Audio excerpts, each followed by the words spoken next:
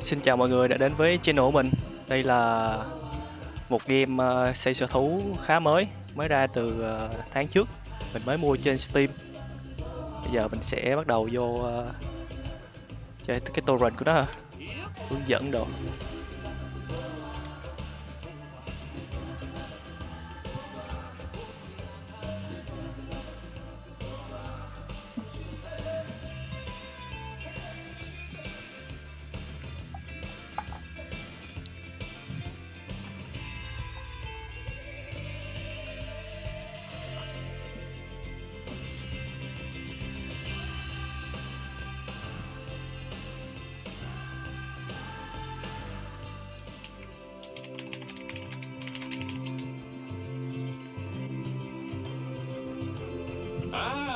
Heyo at Hematu. Yeah. Sorry about that. I have a habit of slipping back into the Planko language. It's good to finally meet you in person. I'm Bernard. Although I insist you Cái này tăng chỉ số IQ cao lắm nha bạn. Mình chơi với thú mà, mình đâu có chơi với người đâu, cho nên chỉ số IQ cao lắm mới chơi được với thú. As you know, I own several zoos, but I always like to show people the ropes here at my home. This is the first zoo I ever opened, and a source of great pride for me. And prides, thanks to a lion breeding program we ran in the 80s. But we're in the middle of a big renovation, and that's where you come in. Sadly, our old contractor had to retire after developing a fur allergy. Poor devil kept sneezing his dentures into the lion habitat. So, it's up to you to finish everything off. Don't worry, though. I'm not completely throwing you into the deep end. My head keeper, Nancy Jones, will be lending a helping hand. Oh, she's a hard worker, and she'll expect you to be too. But I'm sure you'll get along like a house on fire. Even better, one that isn't on fire. Less shouting that way. Hello there. From that rosy, fresh face of yours, I'm guessing you're Bernie's new hire. Good. Now, I hope you're ready to ditch your diploma because we're about to get really hands-on. But before we begin the real work, how about we familiarize you with the zoo by learning how to fly around it and visiting some of our beautiful animals. We'll start by popping over and having a look see at the grizzly bears in their habitat. Tới vị trí của chuồng của con gấu gì đó là đây. Did you know that grizzly bears, also known as Ursus arctos horribilis, can hibernate for up to 7 months a year? But then again, given the chance, I think a lot of people would do that too. Select one of the bears and you'll bring up its information panel. Vụ tiếp theo là This is where you can find out all camera kinds of animal. information about your animal. The most important thing being its overall welfare. Sặc. You'll learn more about animal welfare today as we go through your objectives. But for now, let's enjoy this magnificent animal. Why don't you select the camera at the bottom of its information panel? See now, this is a fantastic way to get a close look at your animals. You can also get this view of an animal by simply double-clicking on it.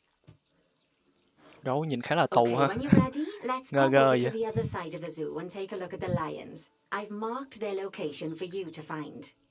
Tiếp theo là tới chuồng của con sư tử phía tây của Africa nè. Panthera leo leo, or the West African lion to you and me.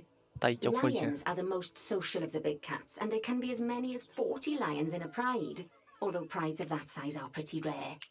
As Bernie would say, those lions are awesome, which is precisely Đây là sư tử Tây Phi nha các bạn. Sư tử Tây Phi. Anyway, how about we get started on those objectives? Come on, let's head over to an empty habitat and see what needs doing there.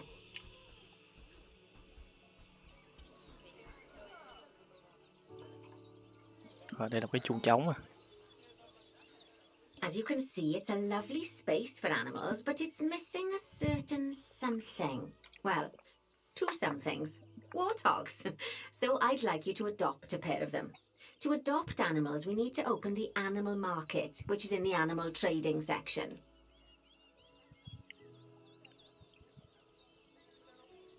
Xem nhiệm vụ sẽ bắt mình mua 2 con hoa thon này là heo rừng. There we are, a Đây, pair of hoa perfectly thon. splendid warthogs for our zoo. Just click on them and select Adopt from the side menu.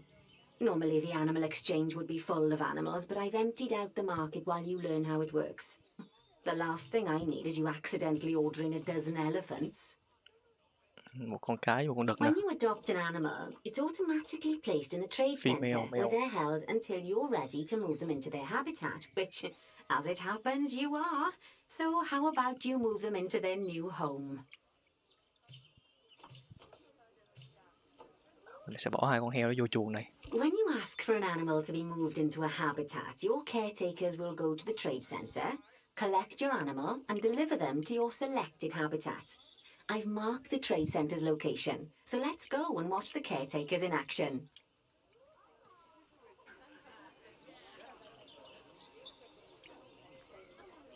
Không biết 2 con heo mình đâu có tiêu rồi ta.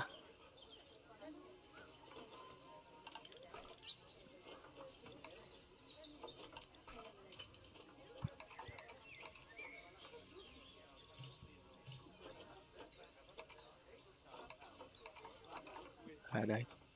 Hình như có thằng đang bê tới này các bạn. Đúng rồi. Bê gì vô nè.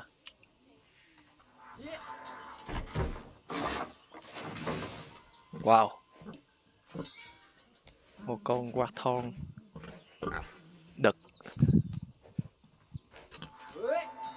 Đây chắc là con cái rồi.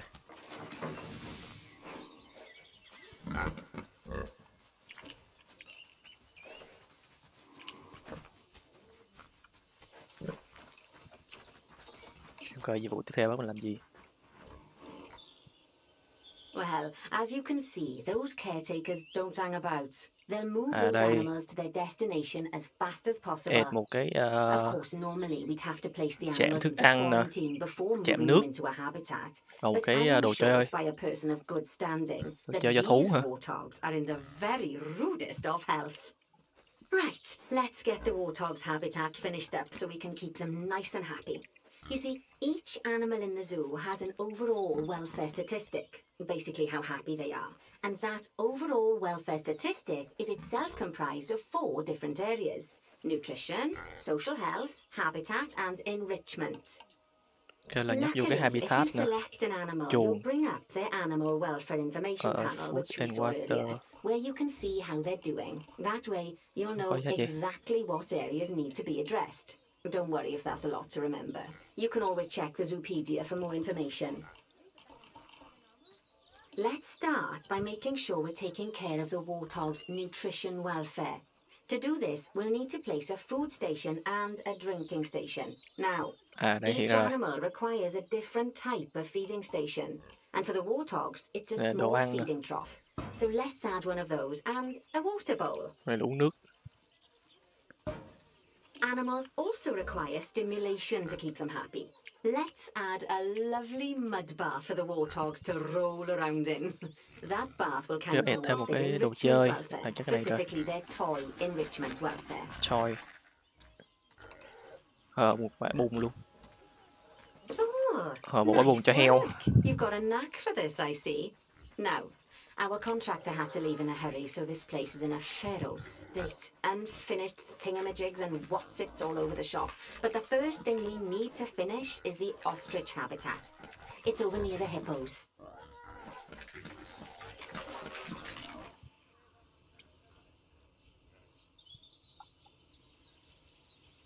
Mình tới vị trí Before chuồng we cao này. actually start building our ostrich habitat, let's pause the game.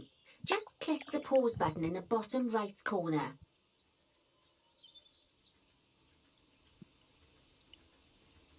Bow time lại. Bow time ở dưới đây.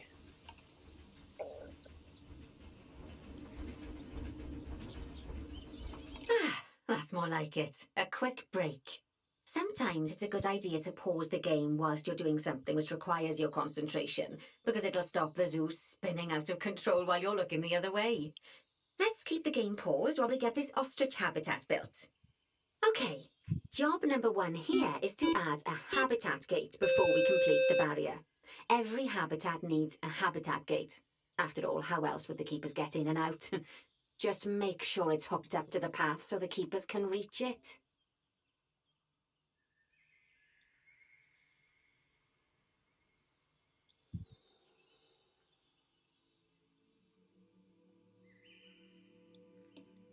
Này ghi là at the habitat gate là cái cổng của cái chuồng nè. À đây, cổng chuồng. Để xem một cái cổng chuồng. Right, let's complete the perimeter barrier so we can adopt us some ostriches. I've marked out an area for you to use, so I'd like you to finish off the perimeter using the brick barrier. Xây tường rào hả?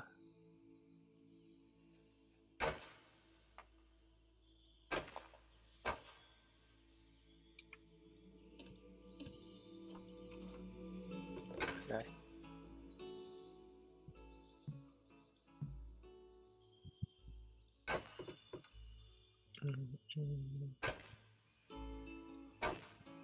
Ồ, khá là méo. Thôi kệ không sao. Good work. Remember, before you can place Xây méo méo animals vậy nó in mới có any phong cách các bạn. habitat, it has to have a full loop of connected barrier. Now, you've probably noticed that guests can't actually see into this habitat at the moment. At least not without a stepladder. But seeing as they're banned, I'd like you to select a piece of barrier and swap out the brick for a glass barrier so the guests can see in.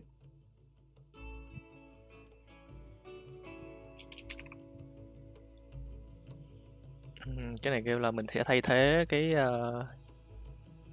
này thành gương hả? Kiến hả? Phải thay thế cái chuồng này rồi. There we go. Adding in more windows gives guests even more opportunities to see the animals in a habitat.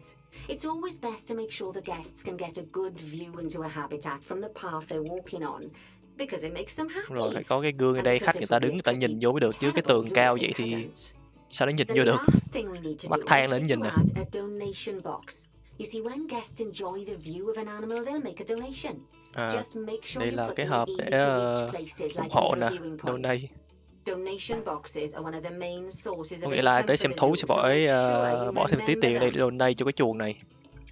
Now, Donate cho before sở we thú á. adopt our ostriches, you should click the play button. After all, if the game's paused, then so are our caretakers, which will make it a bit tricky for them to deliver the ostriches, eh?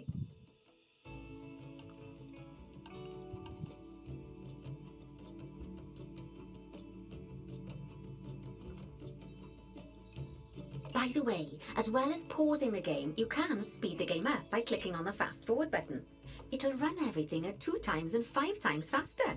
It can be useful, especially if you're waiting for money to accumulate or for animals to be delivered to your habitat. Personally, I use it when I'm waiting for a brew to finish. All right, you've finished the habitat, so it's high time we adopted those ostriches, don't you think? Let's get 4 of them in here. Đây nó kêu mình mua và thả vô đây 4 con đà điểu hả? Wow, mình khá là thích ăn thịt đà điểu.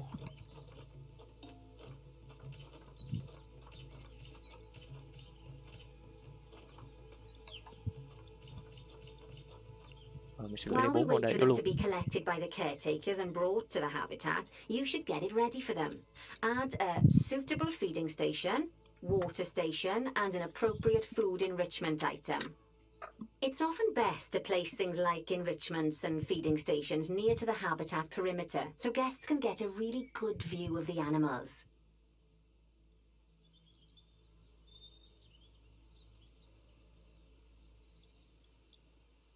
Bây giờ mình sẽ cho nó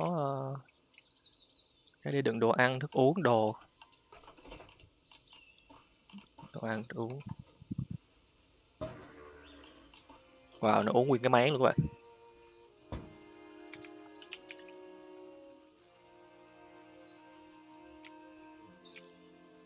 À, đồ chơi hả? Chưa thấy hết vậy.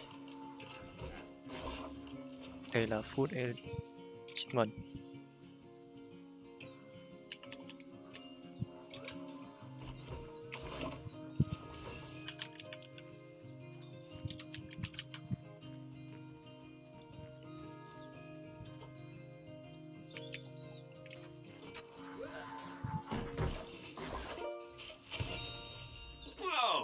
to see the ostriches have somewhere they can really stretch their legs. Did you know they can actually run at 43 miles Cái per con đà điểu này hour? hả? Oh, heaven forbid they ever escape. The speed camera fines alone would bankrupt us. Well, Bernie certainly seems impressed. Did he do his speed camera joke? Every time we get an ostrich. So, now we've made the ostriches' lives a bit better, let's do the same for the keepers, shall we? To make it easier for the keepers to feed the ostriches and hippos, we should build a new keeper hut. Keeper huts are where the keepers prepare the food for animals, so they should be placed near to the habitats to make sure the keepers don't waste their time walking when they should be looking after the animals.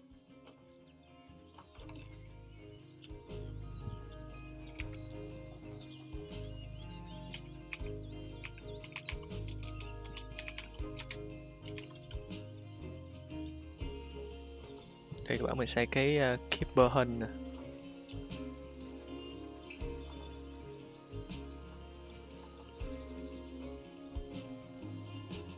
Small. You'll need to rotate the keeper hut to get it to connect up to the path.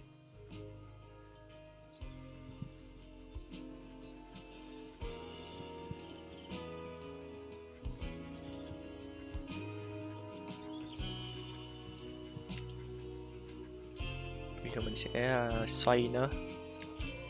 Đây.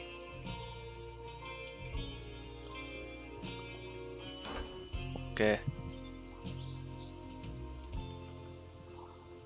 This keeper hut only has space for one keeper, but the larger keeper hut can allow multiple keepers to prepare food at the same time. Oh, but bear in mind that keeper huts and other staff facilities shouldn't be placed near to areas where there are lots of guests. Guests don't like seeing facility buildings, and it can affect their happiness negatively. In case that wasn't clear. Something that all facilities, shops, and a whole host of other objects need is power, and that obviously includes your newly built keeper hut. So let's place a transformer next to it, shall we?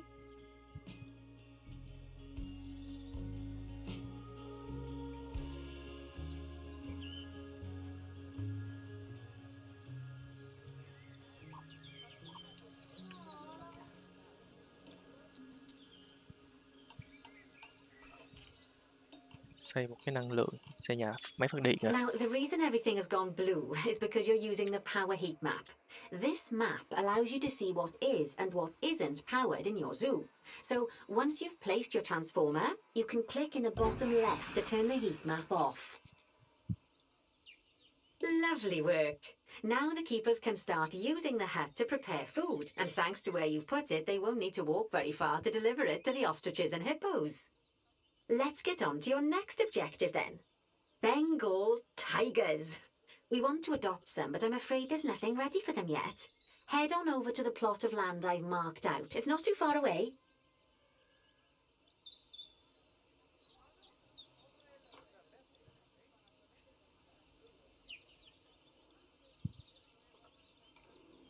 Đây là một Righty, mảnh your đất trống, next job is to chưa build xây gì a hết. habitat from scratch. Bây giờ sẽ xây chuồng ở đây. And concrete and glass, I expect. So go ahead and build it. Just make sure that the habitat includes that big hole we've dug. Oh, and don't forget to add a habitat gate to the barrier.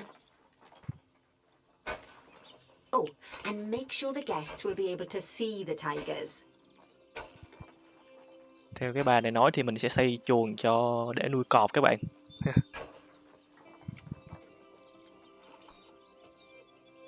Như đây là mình giảm được cái độ ngắn dài của tường. À đúng rồi. Để một cái cho nó dài luôn đi chứ. Nhắc thì lâu quá.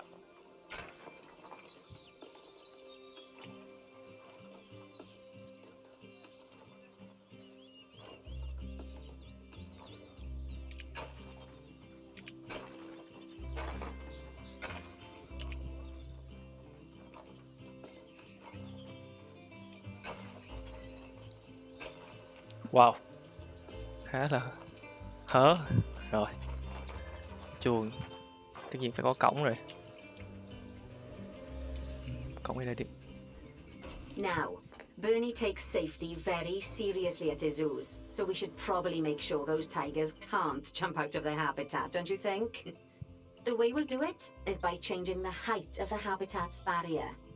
Okay then, you should start by double-clicking the habitat barrier, which will take you into barrier editing mode. Great. Now highlight the entire perimeter of the habitat. You can do that by clicking and dragging the barrier selection tool.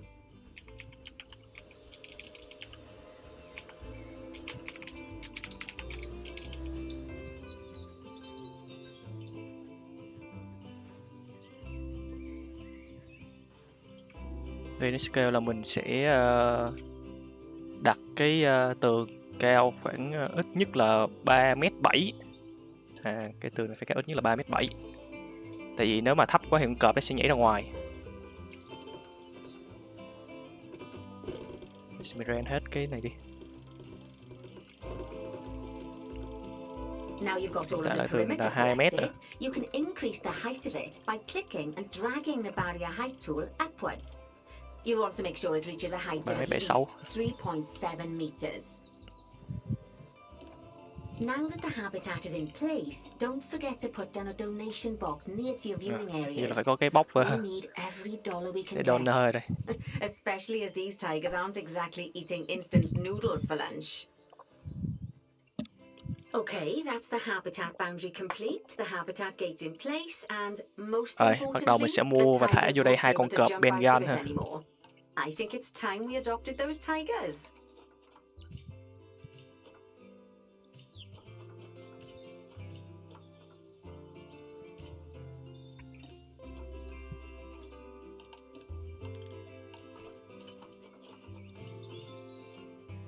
Whilst our trusty caretakers collect and deliver the tigers, let's take a look at preparing the habitat for their arrival. We'll start with the basics. Add a suitable feeding station for them.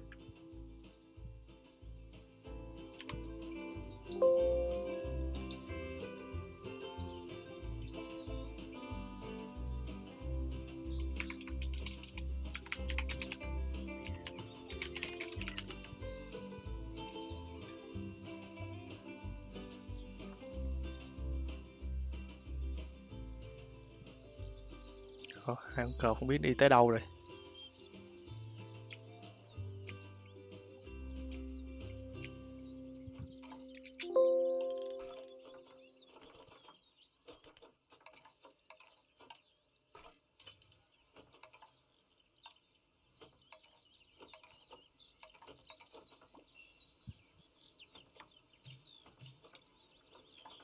Đây, cọp tới rồi các bạn.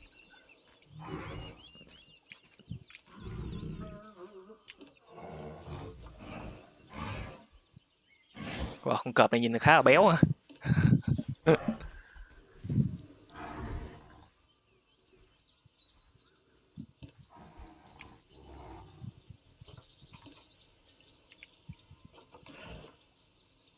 Và mình cũng phải cho nó bể đồ ăn với lại nước uống thôi.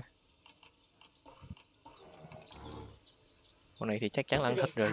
Instead of adding a water bowl, let's try something different.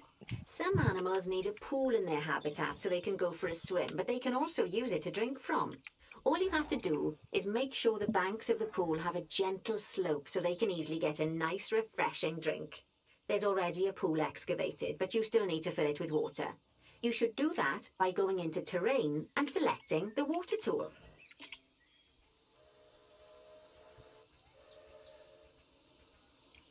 Mình sẽ làm một cái hồ.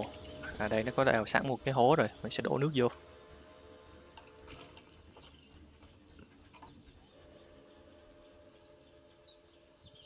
Yes, that'll do nicely. Of course, just like the warthogs and ostriches, these tigers will also need some enrichment. Why don't you add some suitable toy and food enrichment items into their habitat?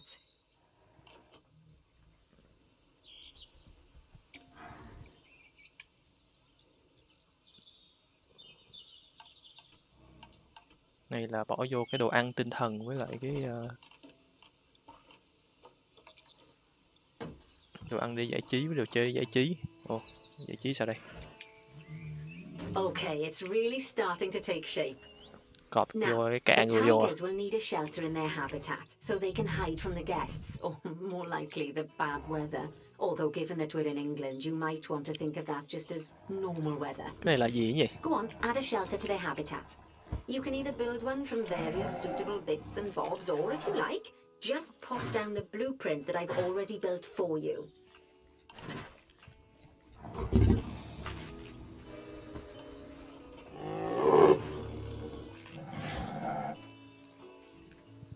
Mình phải xây chuồng cho nó nữa các bạn. Vào chuồng cho 2 con cọp.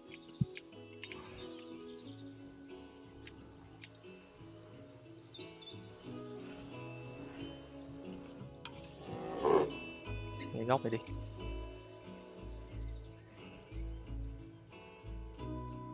Oh, poor Dabs. I'm sure it can't have escaped your attention that the tigers look a bit miffed. Ngay chỗ này nó bị dính miếng nước nè, That's because kệ they nó. aren't too keen on the type of Trời terrain sáng nó in dậy their có nước nó uống luôn. habitat. Select a tiger and bring up its information panel.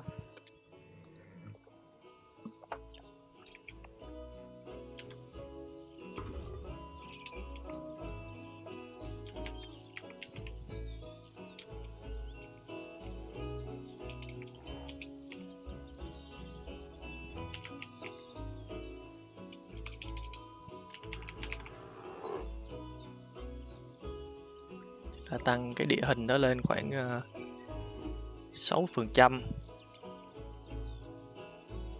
Địa hình hả? Đây địa hình. Rightio. Click on the Nhấp vô terrain cọp. tab. That way you can view the terrain information and see how they feel about the different types of terrain. That'll Dạ, tell mới you what the tigers need more 75, or less cái này là of phải in tăng this tới 100 mà. habitat. Okay then, open the terrain editing dẫn nè. tool, select painting, and give them some more soil. con Yes, cọp này nó that thích should help with the habitat part of their welfare. cỏ ngắn. Con này là cỏ dài, cỏ ngắn.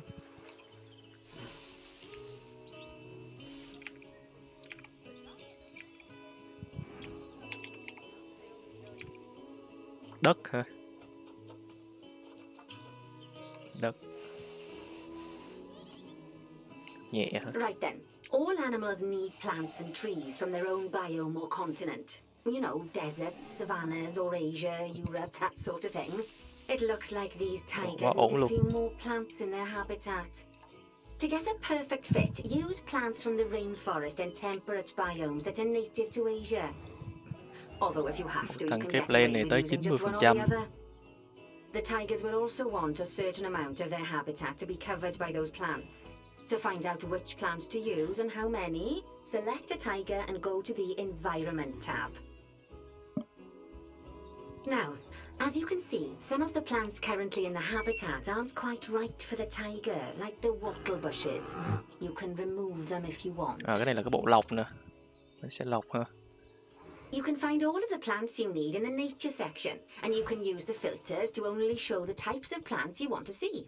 In this case, that's plants from the rainforest or temperate biomes. Temporary.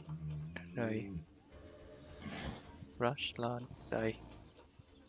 Nghĩa là con cọp nó sẽ thích các loại cây cối của cái vùng này. Bây giờ mình sẽ trồng sẽ để một trái tim nữa gì đây? Biết trồng đại. Không đây là gì hết. Không thấy lên luôn. Cái cọp thì chắc thích mấy cái bụi cây rồi. Mấy bụi cây này mà trồng dưới nước là đúng bài luôn các bạn.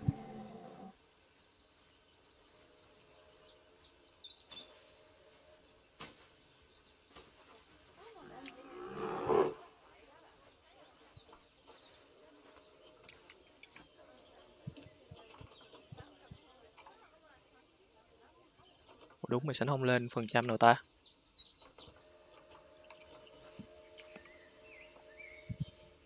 Nên là mình trồng chưa đủ.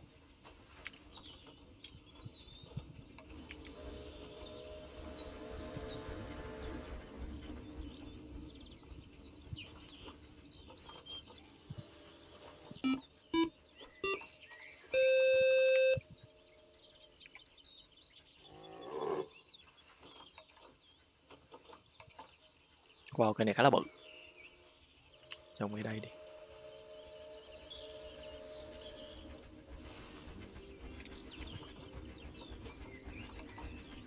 Dừa nữa. Chuối à. Cái cọ. Lên rồi các bạn. Quá, phải trồng thêm nữa.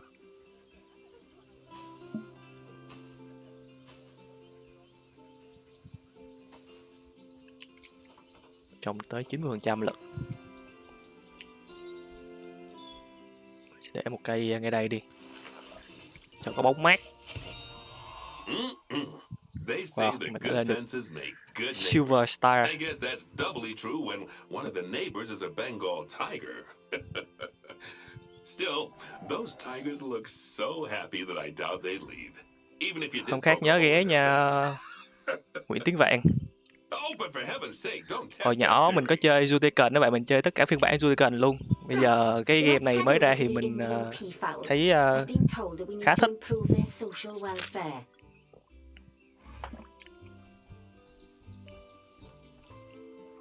Now then, just find one of the peafowls and select them to open cái an này information là panel. Then we can have a good gander at chuồng how they're của con doing. công nè. Although technically, I Kid Fox. suppose gandering would just be for geese. Con này Expand con the Ấn Độ social à. welfare, and we can get a bit Indian more with Fox detail. nè.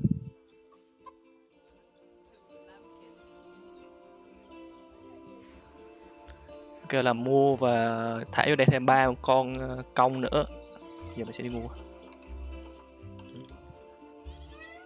Ồ, animal trên này không thấy gì hết. Thấy đi sao mà mua.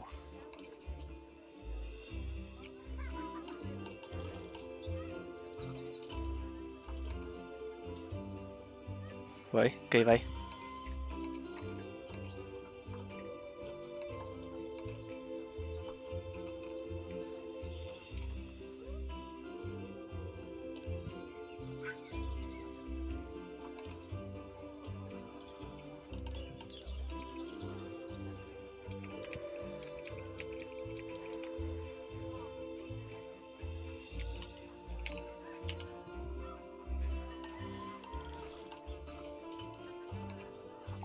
Sao nó lại không có gì để mình mua nhỉ?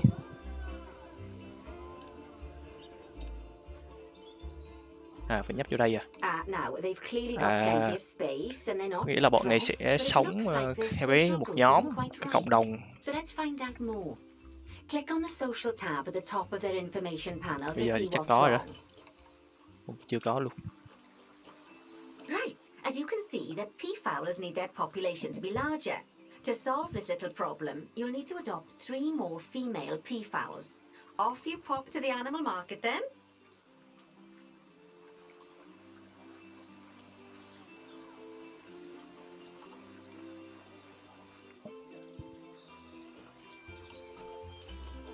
Rồi, có công rồi.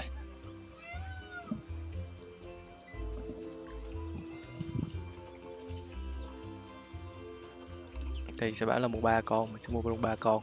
Cái này là nhận nuôi chứ không phải là mua. Nhưng mà sao lại bỏ tiền? Vậy là chuyển nhượng rồi.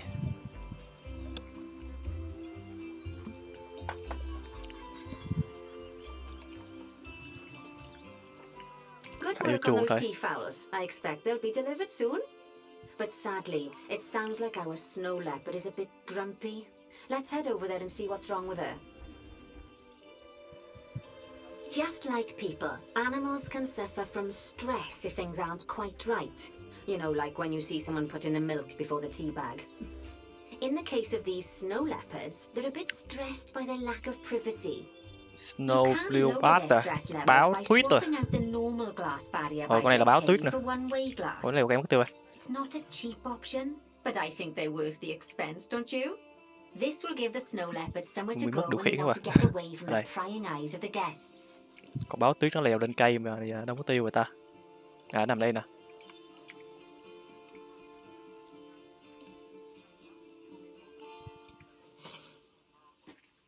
Ồ, nó mới ỉa xuống. Vãi. Má không thể tin được. Thật là dơ giấy. Má. Cái này là chúng ta sẽ làm gì đó.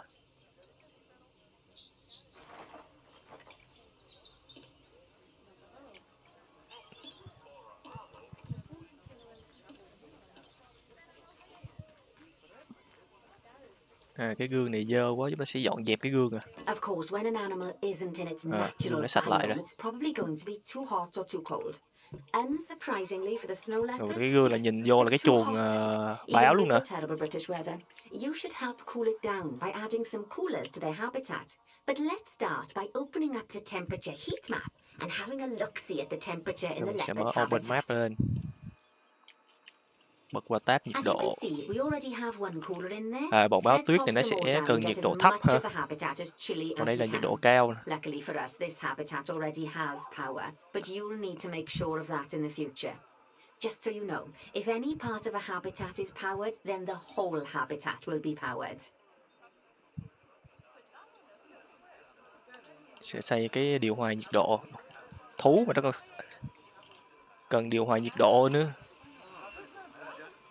Này gọi là sang như gì các bạn? Sang như chó hả? Này chắc sang như báo rồi. Heat maps for all sorts of helpful things, so do be sure to explore them and make good use of them. It'll take a little while for the temperature to adjust once you've added coolers or heaters. Rồi chúng ta sẽ tăng cái địa hình thích hợp của con báo này lên tới 100% luôn. You see, what the leopards really want in here is snow and rock. So let's Phải make nhấp vô that nó xem coi nó happen. thích cái gì mới được. Nó mất tiêu rồi ta. Ở đây. Nó nằm trên cái cây rồi sao nhấp. Xuống đi cu.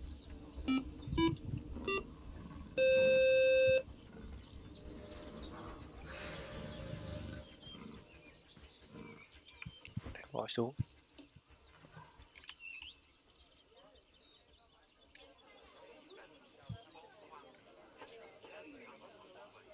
Địa hình của nó sẽ cần cái này là cái cỏ ngày dài đang hiện là nhiều quá nó không thích nè. Khá nhiều nha. Nó đang cần tuyết nè. Mình sẽ xịt tuyết cho nó. Đó.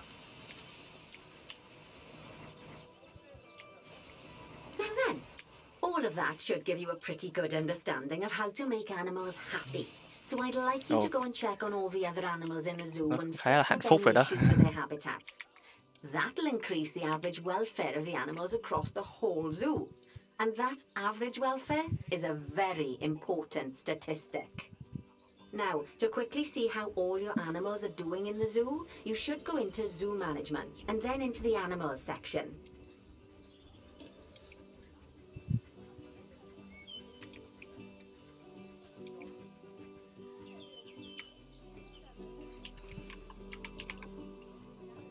Ở đây nó kêu là mình phải tăng cái trung bình cộng của các loài thích hợp lên tới 90% mà hiện tại đang là 83. Có nghĩa là mình phải tăng cái độ thích hợp môi trường của các loài trong cái sở thú này lên tới 90% trung bình cộng. Tính ra sở thú này quá nhiều thú nè. Wow. Mình sẽ bắt đầu tới voi ha. Mình khá là thích voi. Lớn lên thì đỡ thích hơn nhiều rồi.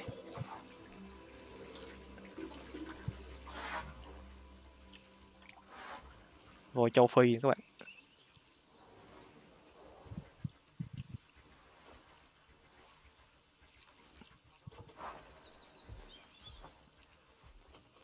Nó đang bị cái chuồng là hình như nó đang bị 7-6% mà. Chắc là đông quá, nó bị thiếu chuồng hay sao á. Có con voi con các bạn. Wow. Wow, khá là cute ha.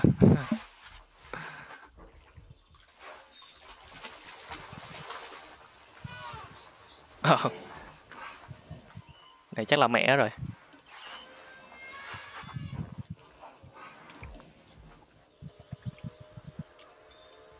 Sao cái chuồng này nhiều cây thế? Mình có thể xây một cái chuồng cho con voi con đi. Lòi nè. Elephant đây. Wow, bự thế. Chuồng này nhỏ hơn à.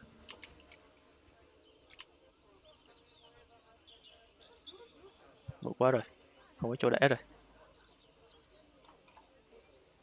Ồ, cái cỏ nó hiện tại là khá là nhiều cây cối trong chuồng, khiến con voi nó không thích. Thì nó vượt qua cái mức này nè, nó phải trong cái mức này thì nó mới thích nè. Thì mình sẽ bán hết bớt, bán cây đi.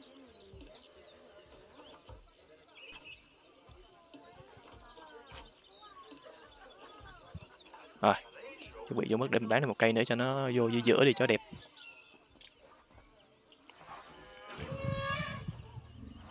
Cái cây chuối này đi, không biết này chuối hay cọ. À, chuối nè, banana.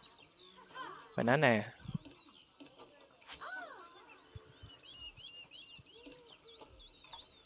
Rồi, khá là ổn rồi. Xem coi tăng lên không. Ồ, lên được 1%.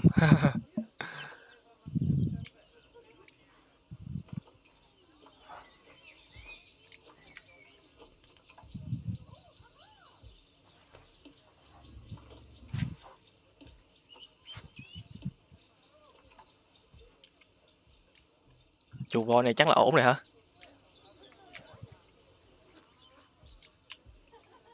Mình sẽ chuyển qua loài khác. Ồ, rùa.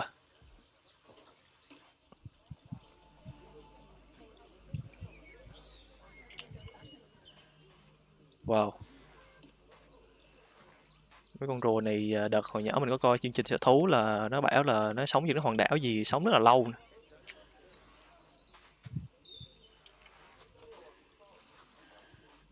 Ồ, nhìn nó đi rồi. Con này các bạn mở cửa đã đi ra ngoài, chắc nó cũng đi tới Tết xong mới ra ngoài cửa quá. Ồ, nhìn người ta đứng xem kìa. Đúng là chậm như rô luôn, nó lết từng bước. Nó đang bị thiếu cái giải trí nè. Để tăng cho nó cái gì đó giải trí. Vito. Đây.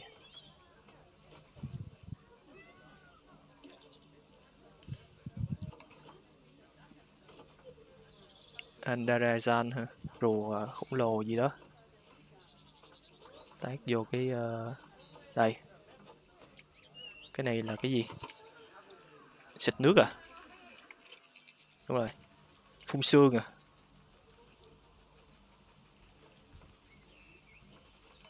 Xe banh.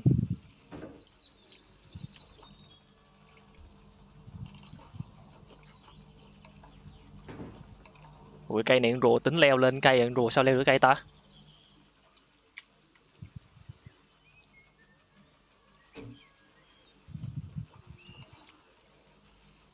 Cái này là mấy cái đồ ăn bị bỏ trong cái nhựa hả?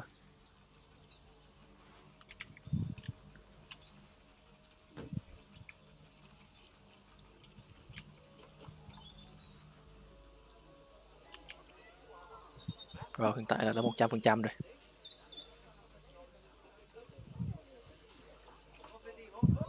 Rồi nó đang bị thiếu chuồng nữa.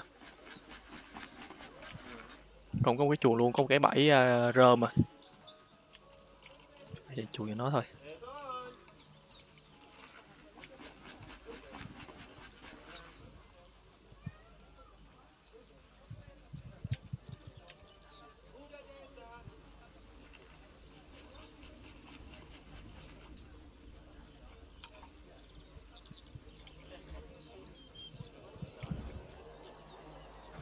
Cái rơm này chắc mình di chuyển nó lên trên cái này. Đó, mình sẽ lót rơm vô nó. Ồ, cao vậy mà nó cũng xuống được.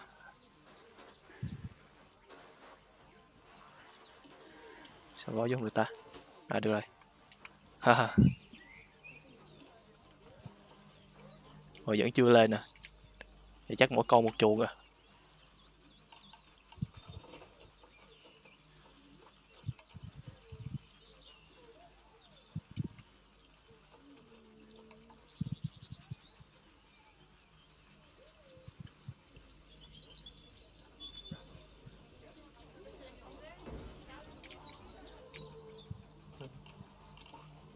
Giờ phải lót rơm cho các bạn ấy ngủ rồi.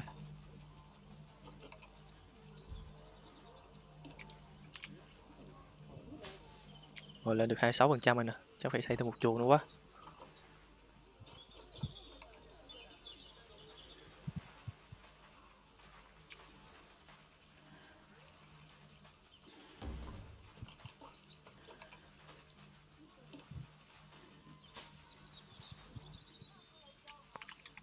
Rồi bị xích xích ra ngoài, mình sửa lại. Rồi, khá là ổn rồi.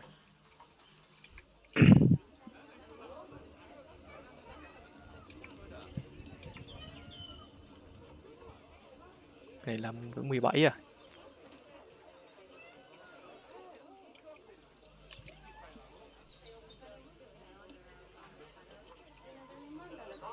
Sao 17 ta?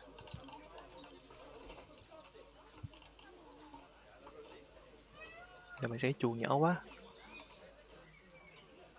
Giờ mình sẽ vui với chuồng bự đi.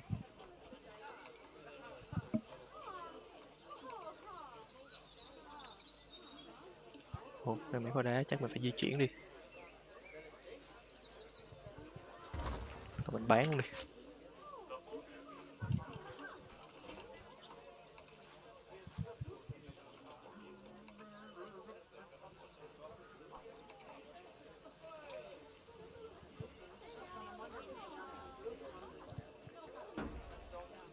Sao nó bị nứt, mất lên một khúc rồi ta?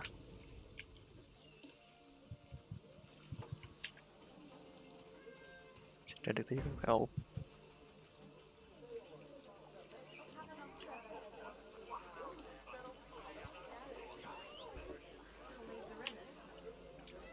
Rùa này nó khá là khó chịu.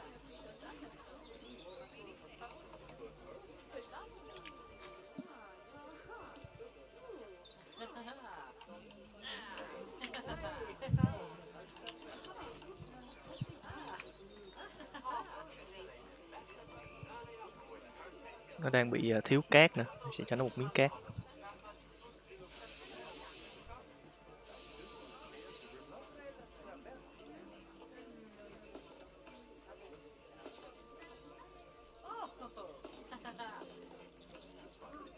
Cần một ít cỏ dài ha.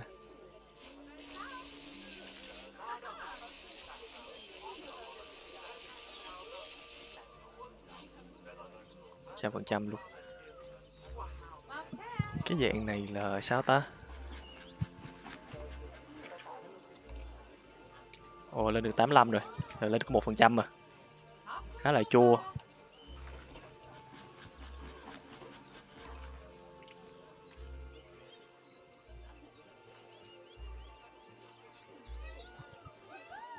Đây là mình xem một cái chuồng bự luôn. Nó hết chuồng nhỏ. Bán bớt đi. Chuyển mấy cây đi.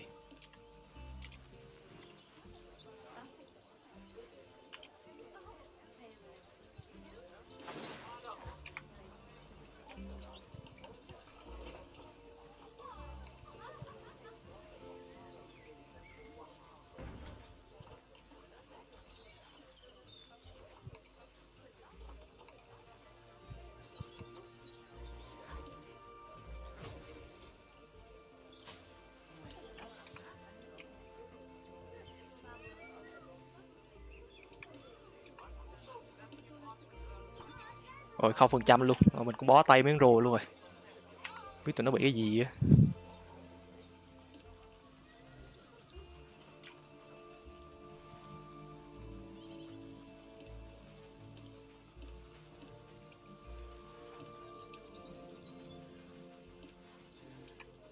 Rồi kệ đi, mình kiếm qua chuồng khác đi. Mấy rùa này nản quá.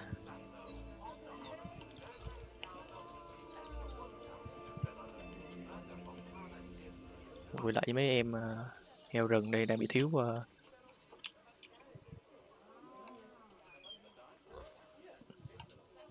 giờ đi giải trí hả?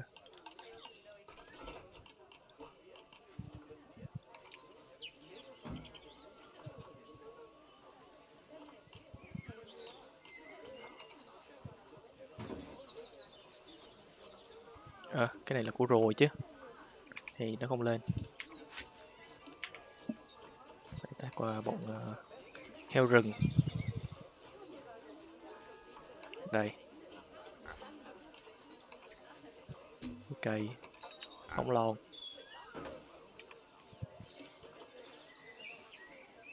Rồi hiện tại đã lên 100%.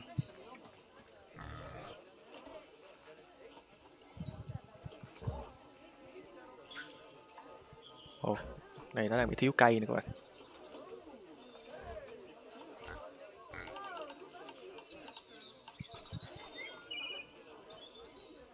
Rất là tropical.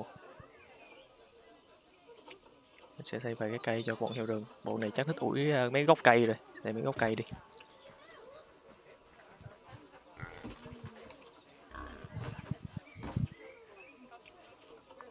Hồi trước nhà ngoại mình có nuôi mấy con heo mọi á các bạn. Mình cứ thấy nó suốt ngày đi ủi mấy cái gốc cây.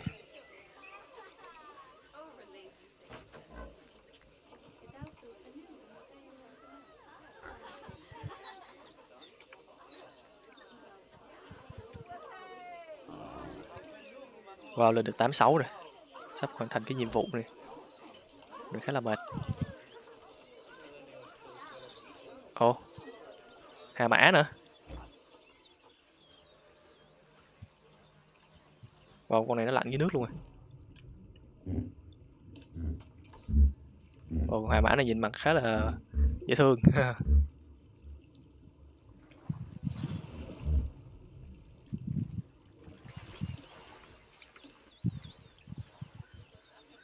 Hà mã này đang bị thiếu cái đồ chơi giải trí hả?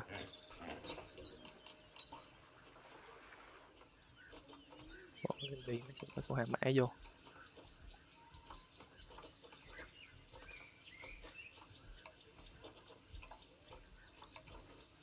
Cái này là cái gì đây ta?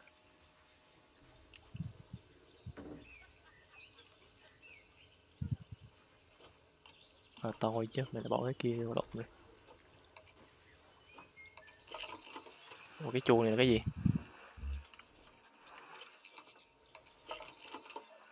Mình nghĩ là cái đồ xịt nước. Nhưng nó không nhầm biết ngay mà.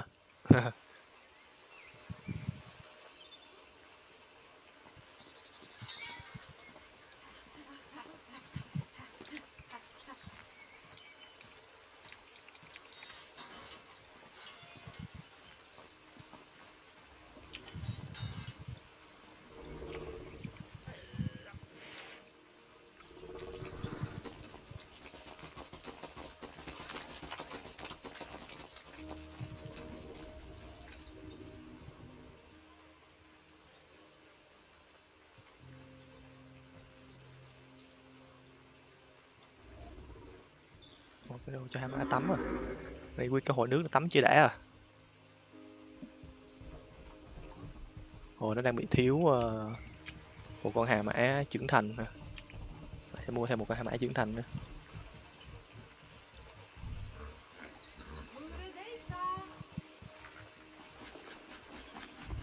Đây, đống hà mã luôn. Con này đã được 6 tuổi chín. Ủa, con này tới 21 tuổi à. 27 chứ. Hà mã này khá là lâu. Mua một em hà mã cái 20 tuổi đi.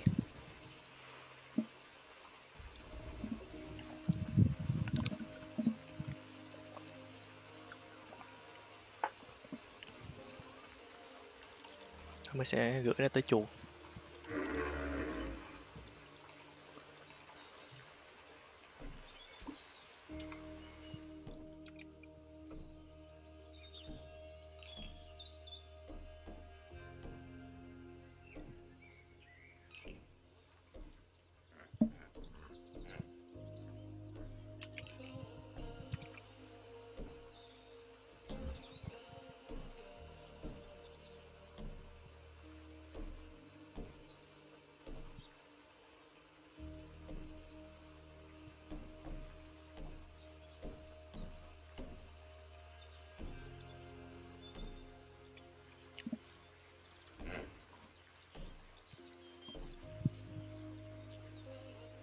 Ủa, hà mã đâu rồi ta?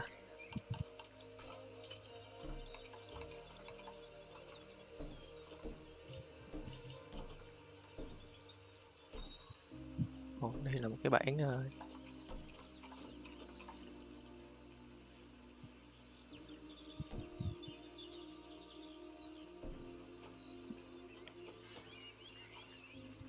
À đây, nó đã tới rồi.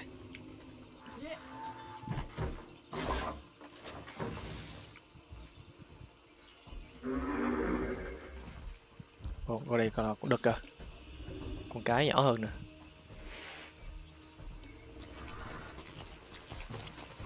Ui. Wow, con hàm ảnh nó ỉa kìa, có tởm. Nó sẽ quay về chỗ khác.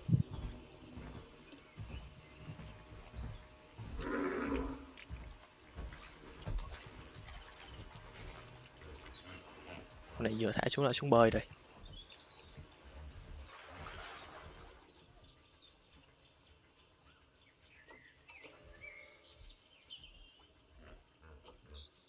À, nó đang bị thiếu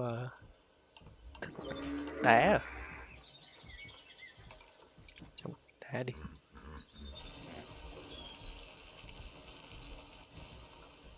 Khá là ổn.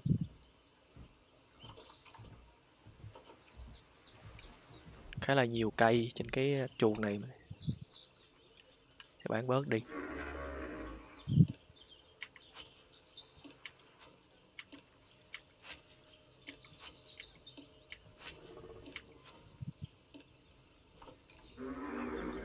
Cũng nhiều à.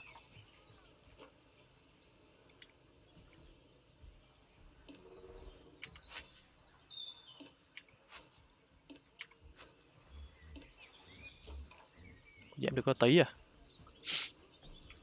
Nghĩ là bọn này không thích cây.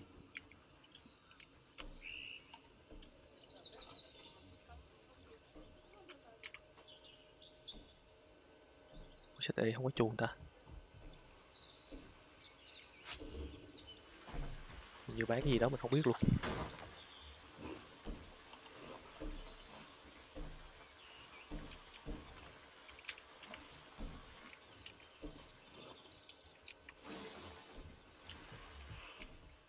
Cái chuồng này nó dài tới đâu ta.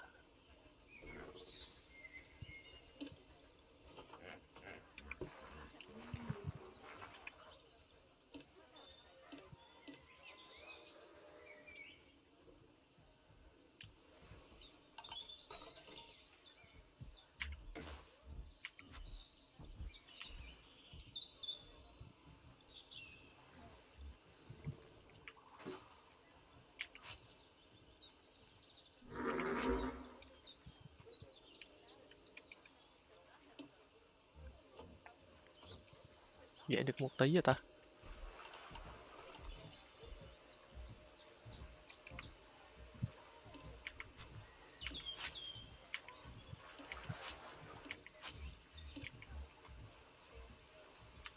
Tí nữa mình bán luôn cái chuồng này.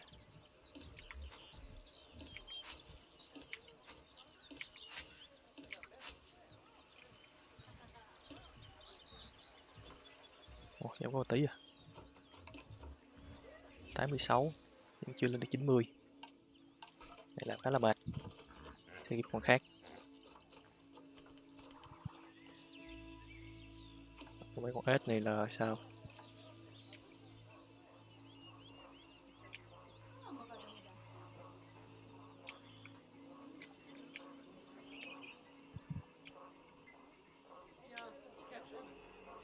Ồ, đây là chuồng để nuôi mấy động vật nhỏ nè.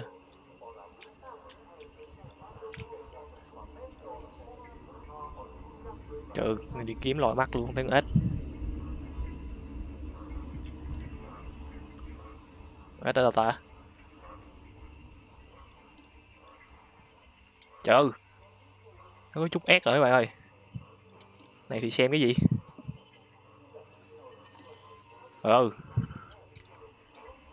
Mình rê một cái một nó đi muốn cả mét luôn.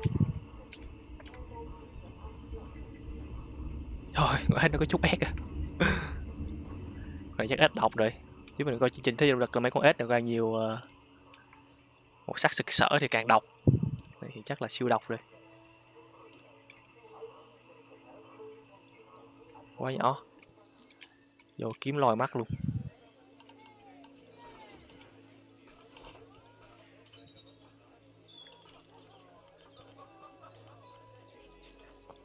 Bọn đàn yếu này có thắc mắc gì không? À, nó đang thiếu thức ăn, mình sẽ mua cho nó.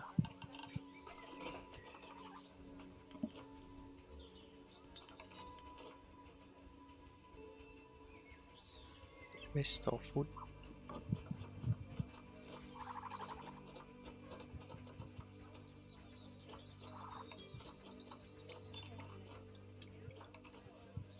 Ồ, ống bùng luôn à.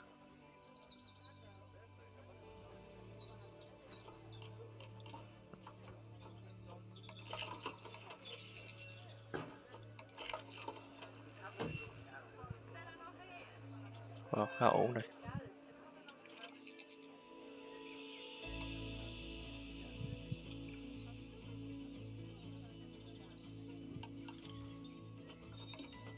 Ồ, 85 rồi. Ồ, như nãy nó là 86 phải không ta?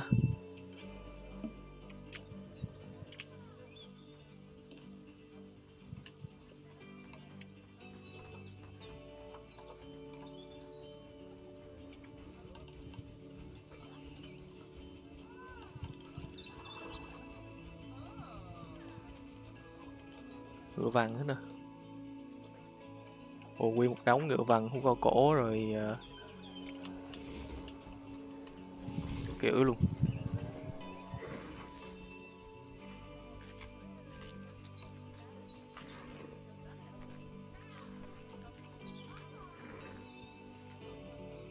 Con ngựa vằn nó đang không thích cái môi trường này.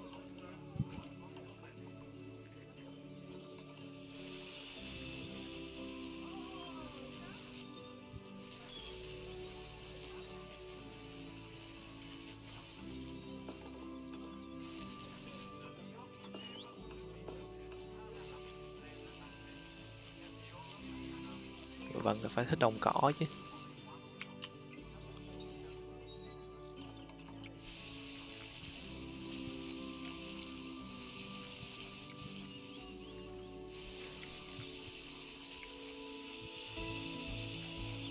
Wow, xanh ri luôn.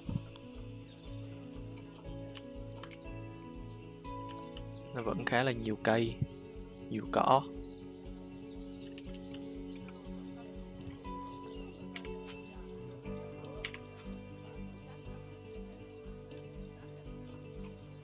Hình như là mấy cái cỏ mà màu đỏ đỏ này là nó không thích nữa rồi.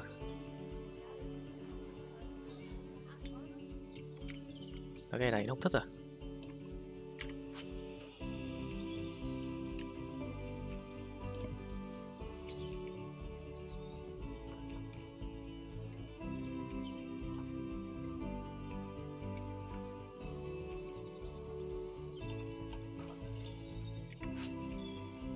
Các bạn thích trồng cỏ, thích rừng rồi, một đống cây vô. Rồi, nó đã hợp lý hơn rồi. Bán nốt này cho nó hợp lý hơn nữa.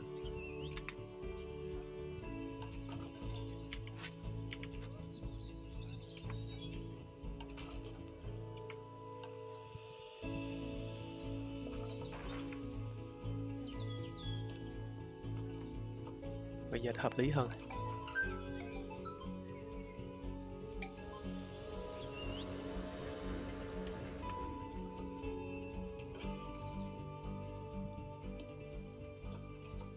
Cổ cũng giống ngựa vằn luôn. Ôi, chỉ còn 2% nữa thôi là mệt. Mấy con này là mấy con gì ta? Người ta tiếng Việt là gì? Tiếng mới mất tiêu ta? Phượng cáo à?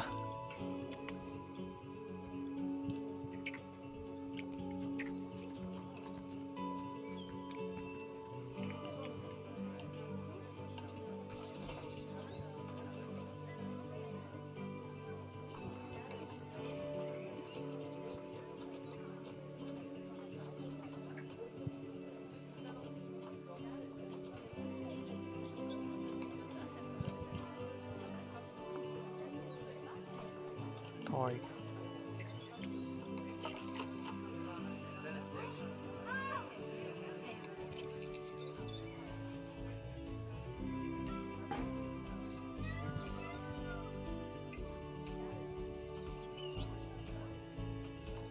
Chuyện cũng hợp lý hết rồi.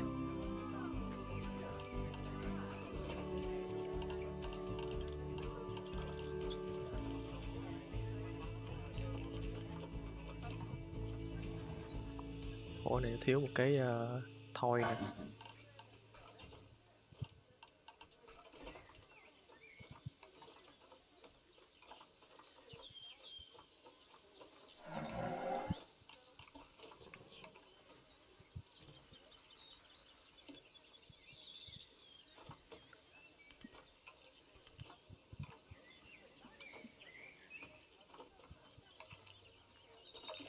Ôi 89, 1% nữa thôi mà có thể làm cái khác.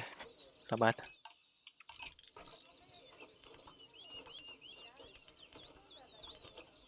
Còn đại điểu này có gì thắc mắc không? Hình như nó bị thiếu cái gì nè.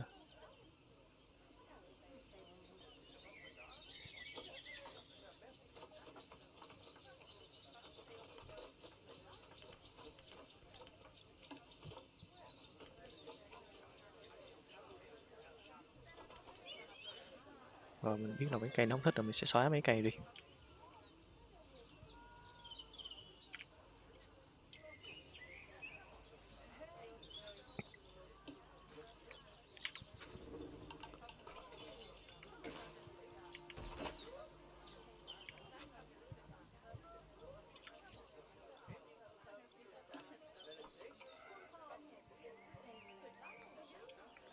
Mình không thích mấy cây luôn.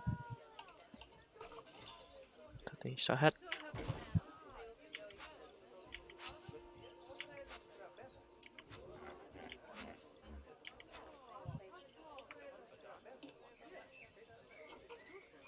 Còn một tí thôi.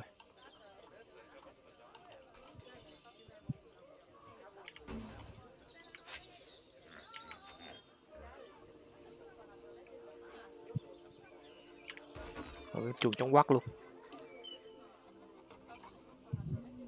Quá hợp lý.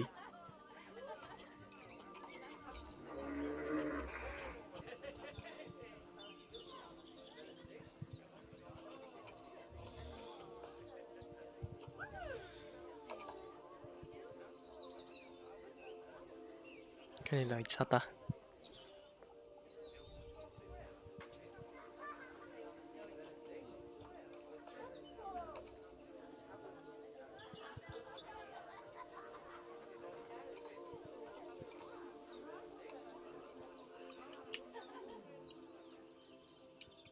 Chắc phải mua thêm một con hà mã nữa quá, nó đang bị thiếu.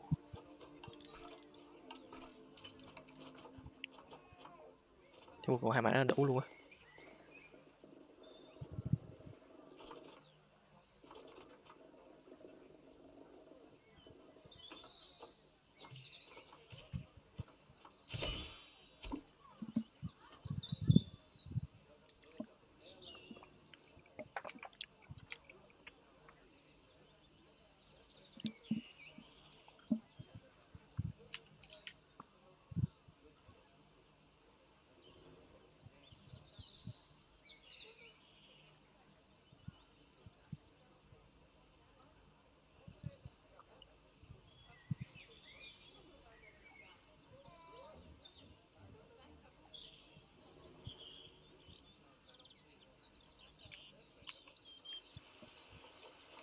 Cho nên là mình còn thiếu 1% nữa.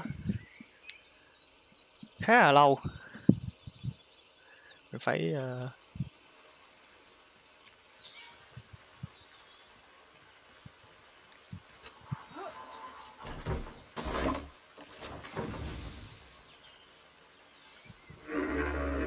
what the fuck, sao bị tụt xuống đây?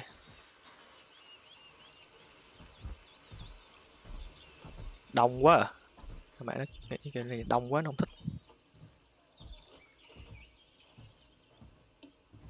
Ê, hình như mình mua thêm hai cái.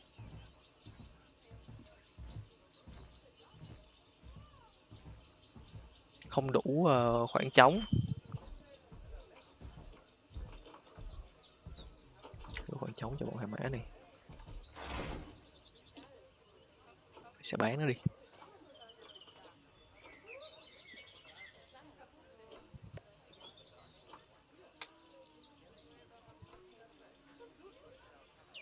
Bán sao ta?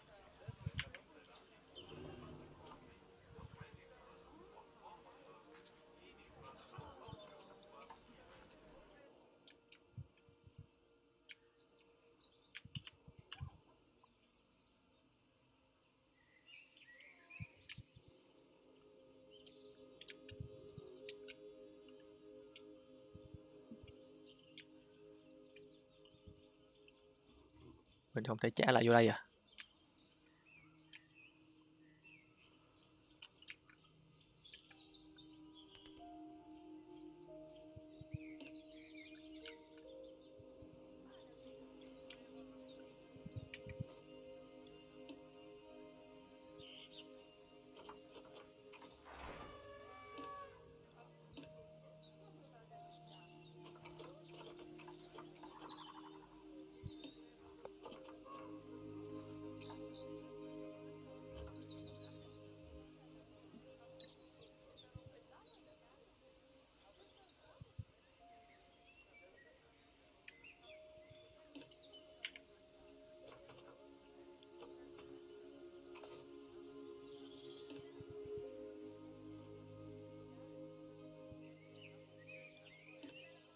Thôi mà mấy con hàng mã này khá là thấp. Làm sao để bán nó đi?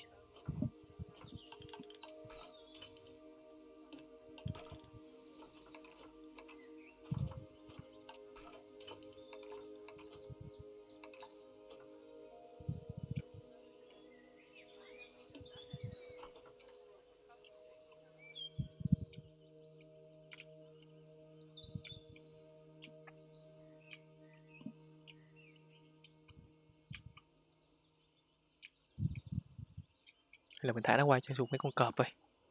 Không biết nó có đánh nhau với mấy con cọp ta. Không thả được. Không thể thả được.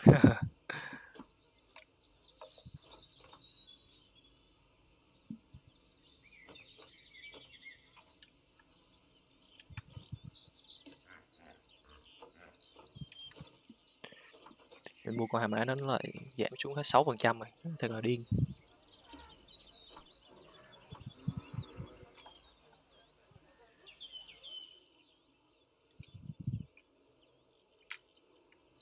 Chắc phải xây một cái chuồng khác cho hai con hà mã này quá.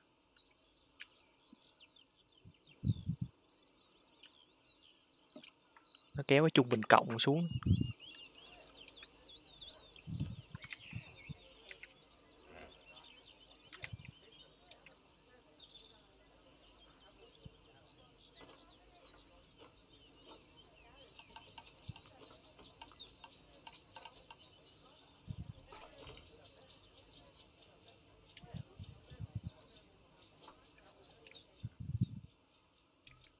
Mình nên xây một cái chuồng cho hai con mã này. Nó không kéo trung bình cộng của cái sở thú xuống. Xây tạm thời đi. Cái tại giờ không biết cả bán như thế nào.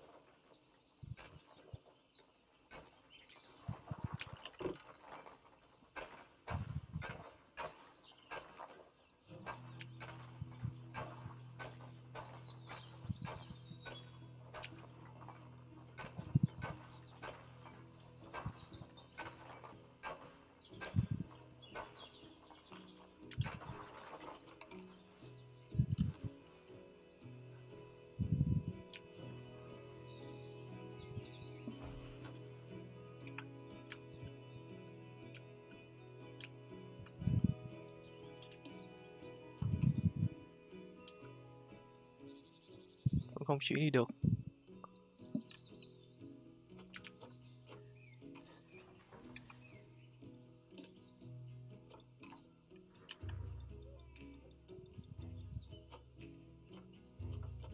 Tại sao không chuyển đi được ta?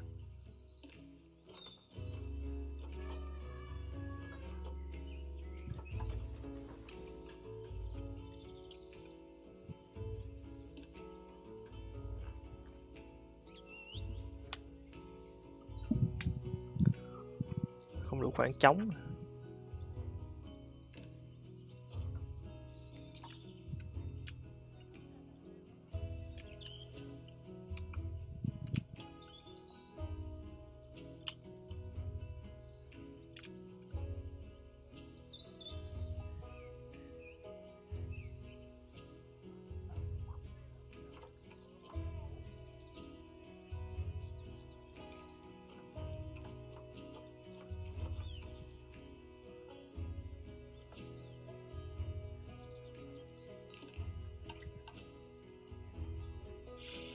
Cho nên mình mở rộng cái chuồng này ra.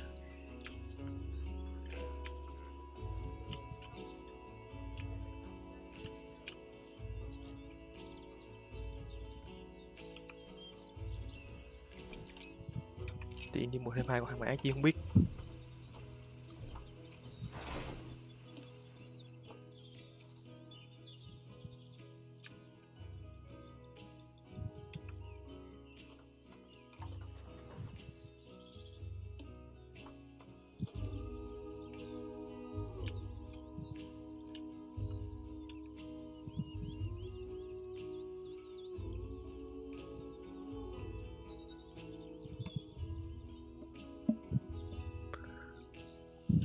Cái chuồng này chật chội quá không thể ở được. Đúng rồi, sao mình không chỉ không được luôn. Rồi, phải đổ qua mấy con động vật khác rồi.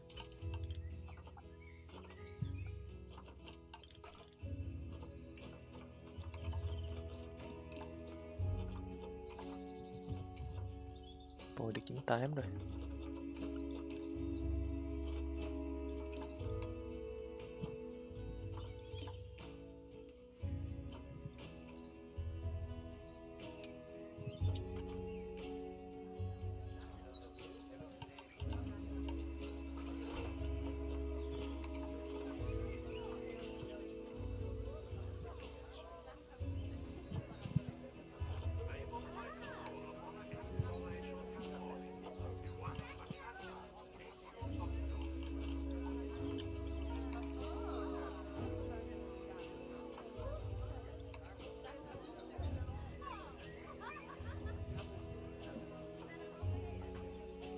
Lên 93, có thể cái này đã lên rồi.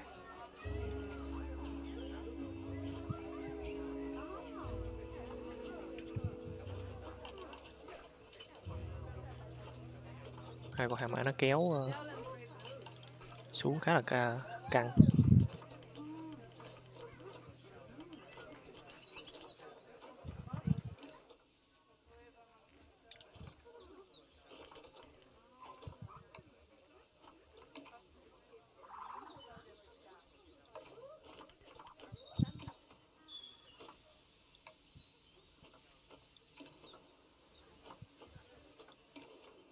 Ba 30% thôi.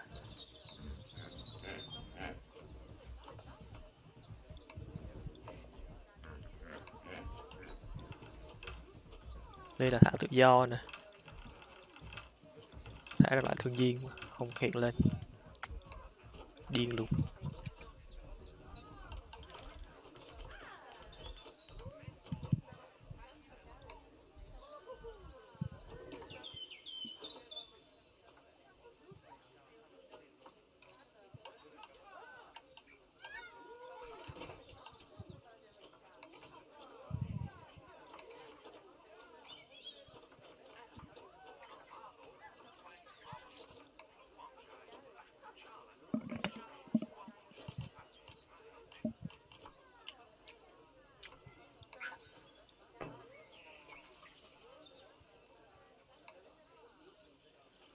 Lên đang khá thấp.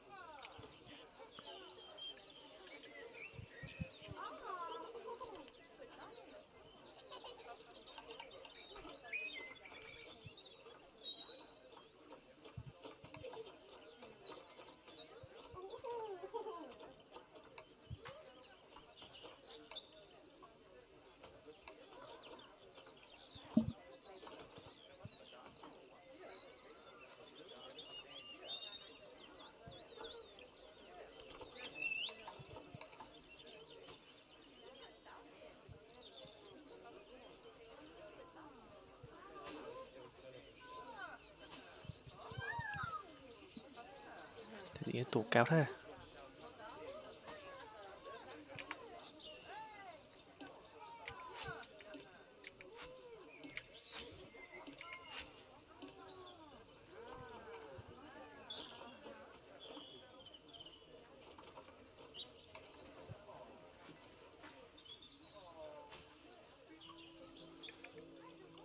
Như là cậy khá nhiều cho nó không thích. Ý quá, cần cho nhét lại đây.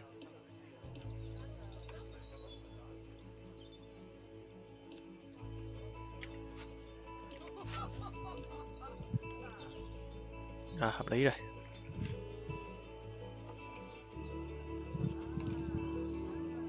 Đây là 85. Trời ơi, hai con hà mã nó khiến mình điên luôn quá.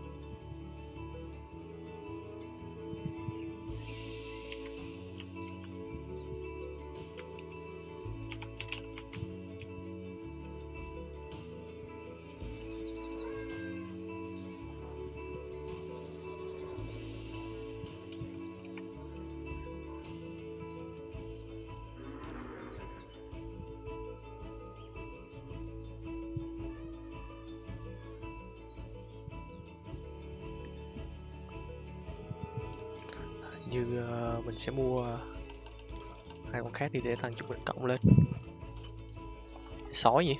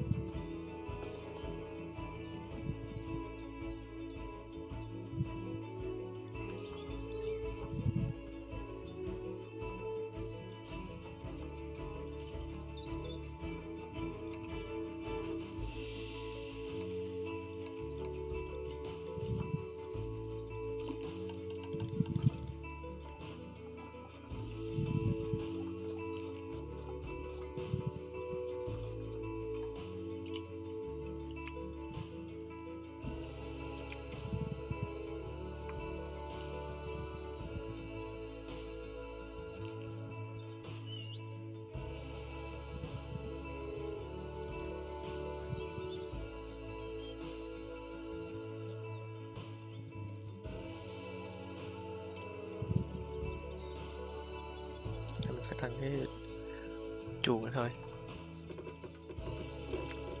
Sói chắc là nhiều con cọp này.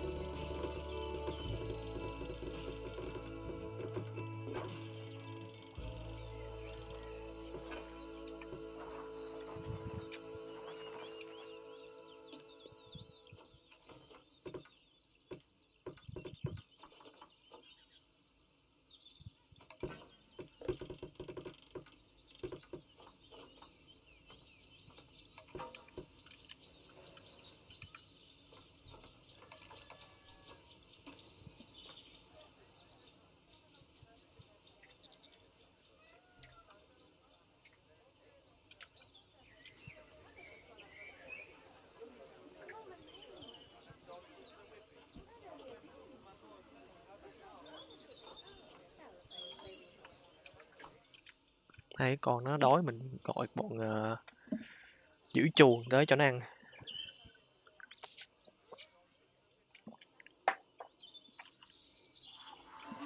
Đây là hai con sói.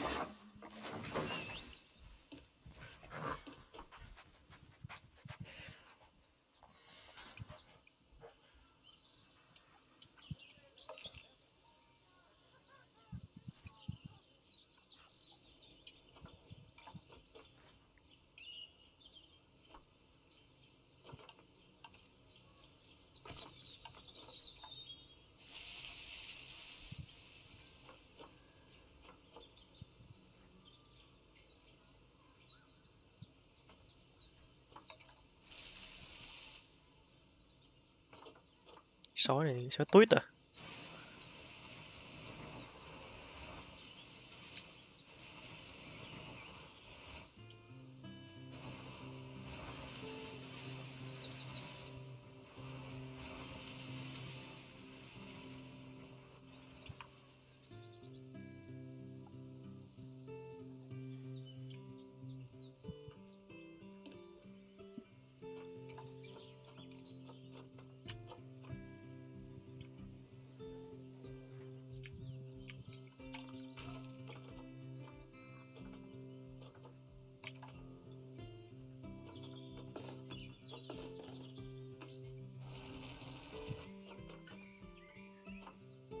Quá nhiều.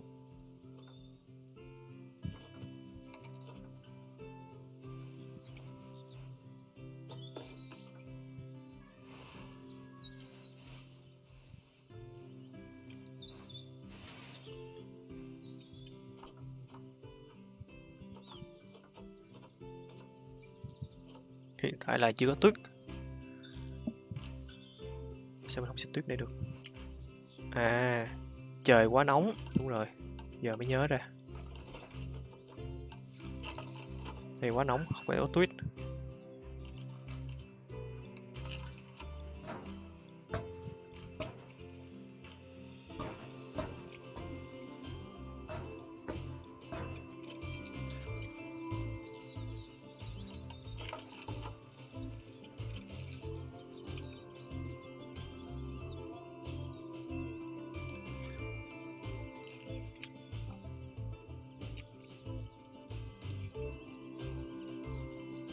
Đó, tuyết lên rồi. Wow.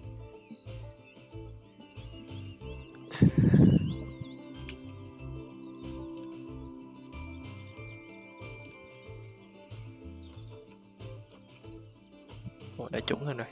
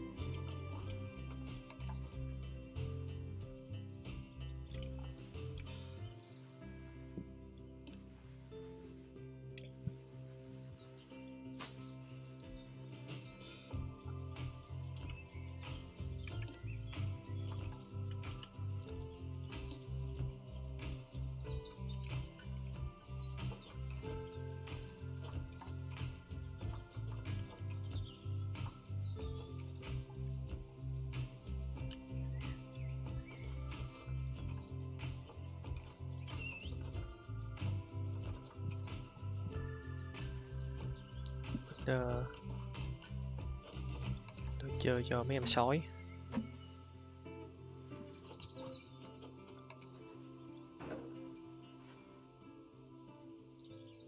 Và tụi nó cần một con sói đực.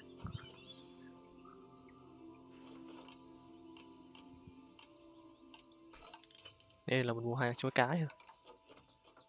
Đây, một sói đực.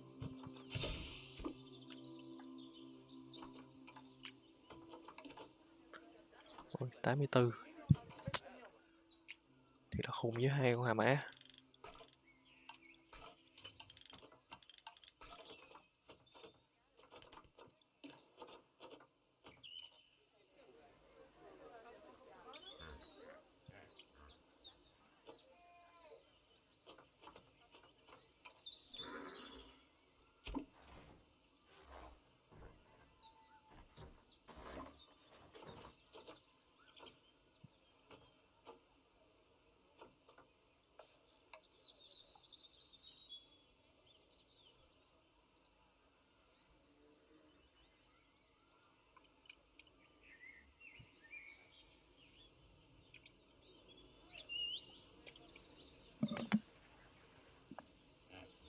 Là dại dột cho mua 2 con hà mã.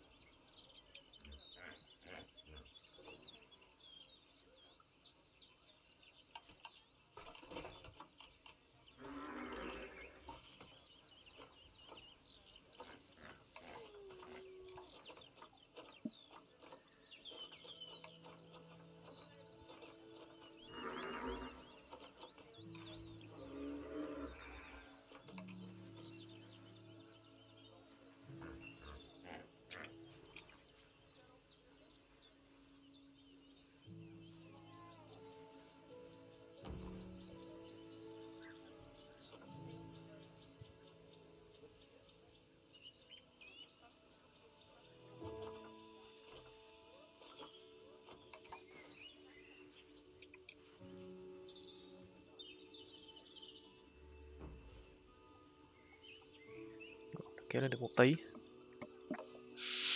Nhưng cái này thì nó vẫn là 16%.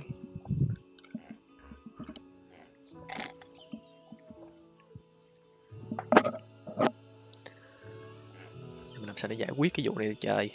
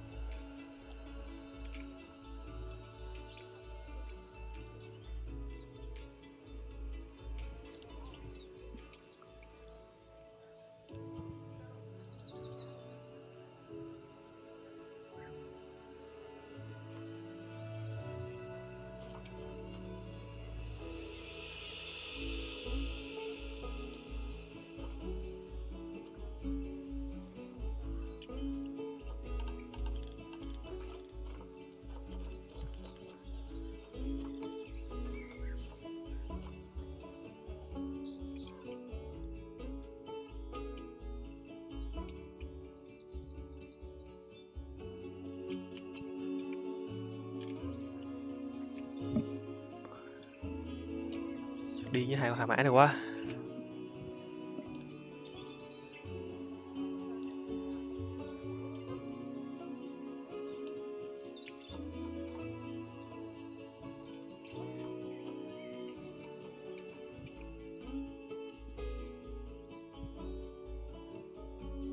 Đây chỉ có nước mở rộng chuồng nữa thôi.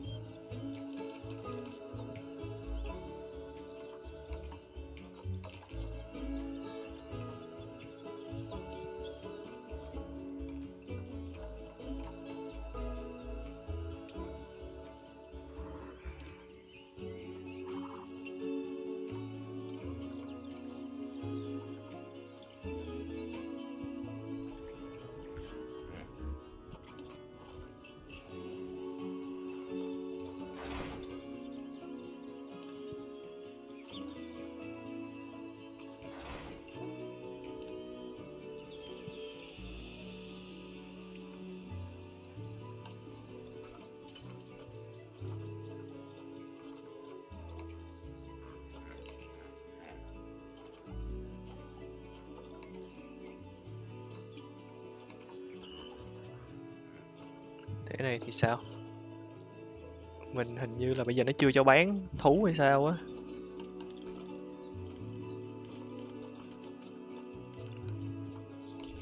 Nè, để nó không có sáng lên. Không sáng lên sao bán được. Giờ mình kẹt cái khúc này nãy giờ rồi. Không di chuyển được luôn. Hai con hàm A này nó kéo cái trung bình của cái sở thú xuống quá thấp.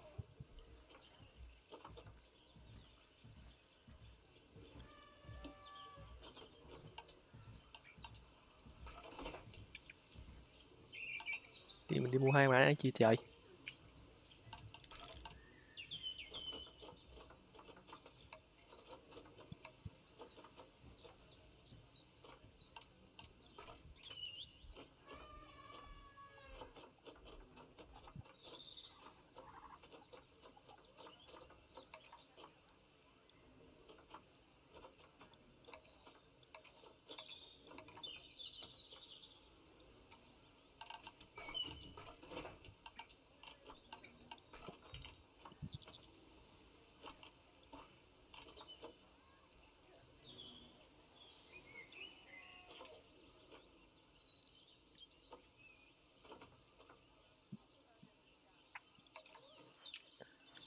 Chúng mình phải xây cái này nó mới cho bán quá.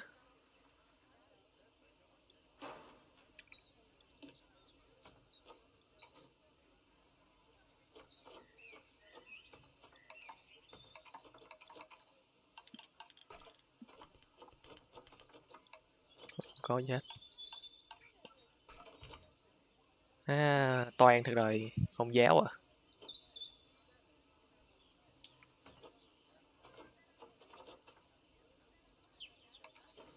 Xây cái bự này đi. Đúng một pha khá toan.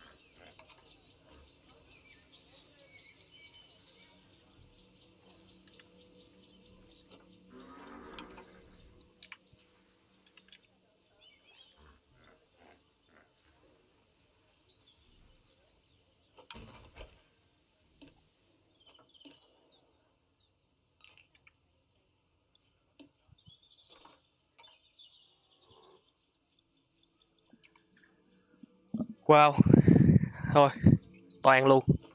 Mình không thể làm gì khác. Mình bị kẹt ngay khúc này rồi. 85%, thật là điên. Không mua được luôn. Giờ chỉ nước là mình nới rộng cái chuồng này ra thôi. Tại phải nới rộng cái chuồng này ra vậy.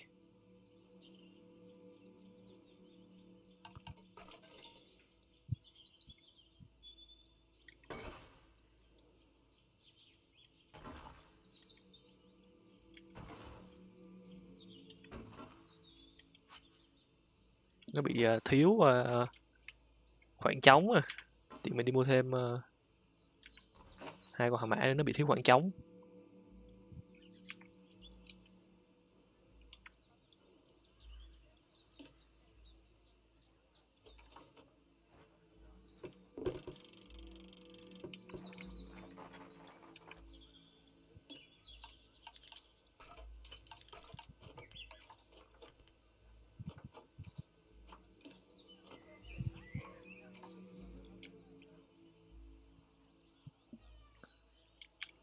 Cái chuồng này, cái cửa hàng nó ở đây.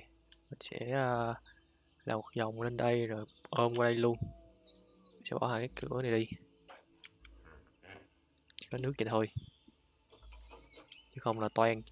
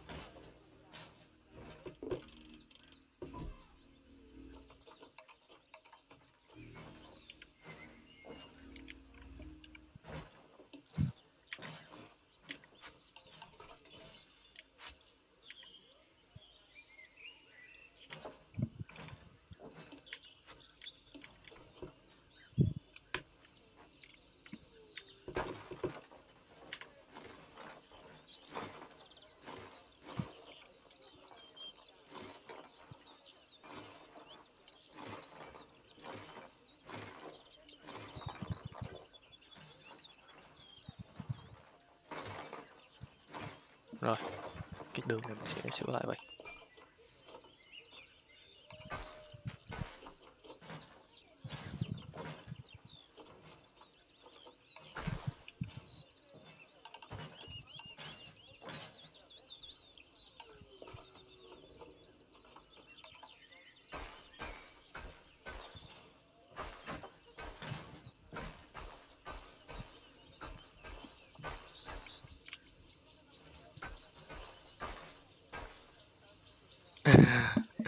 1% mà chơi để giờ cả nửa tiếng đồng hồ.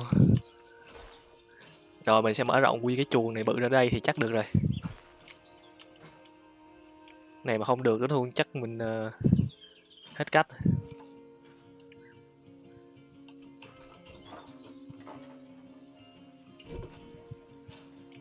Cái hàng rào này sao bị ẩn người ta? Hay nó bị lỗi?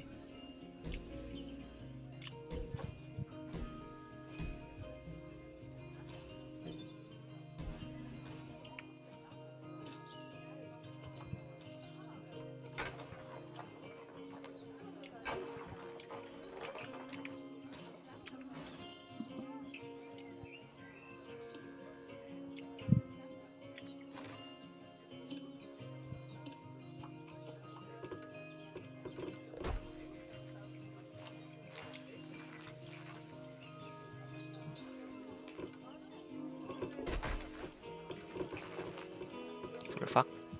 Gì thế?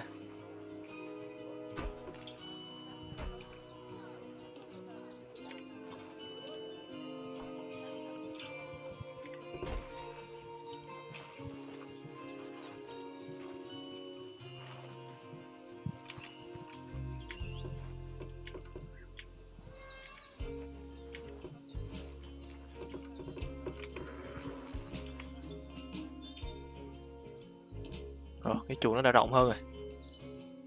Và con hàm á này nó... Ôi nó đã lên được 49%. Thiệt là mừng. Phát khóc với hàm á luôn quá.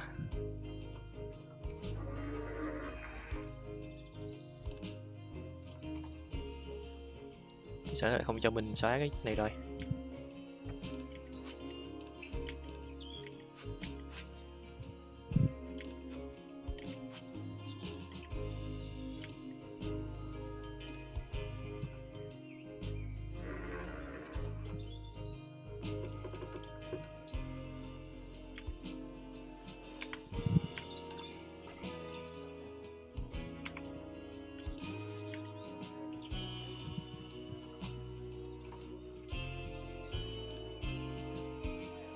Cái là không thể xóa cái này tại vì cái nước nó sẽ bị gì đó. Cái hồ nó tại nó cao hơn cái này, nó sẽ bị tràn ra. Cái tràn nó thì kệ nó chứ liên quan tới mình.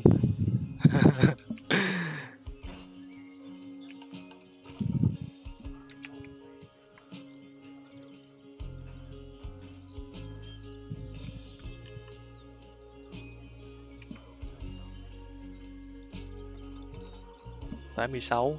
Ý, sao có hàm ấy ra ngoài được rồi? Ui. Thôi. My bad. Lỗi của tôi. Không thể tin được. Cái khúc này nó bị mất cái chuồng.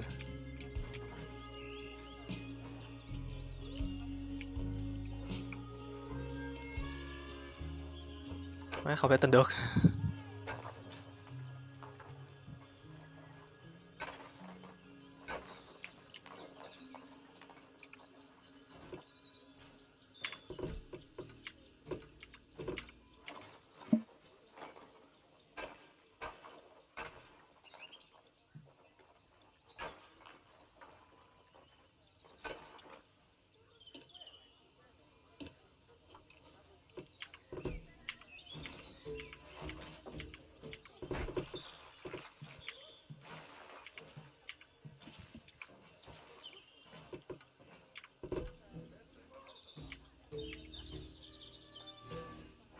Mình đúng phá game luôn các bạn.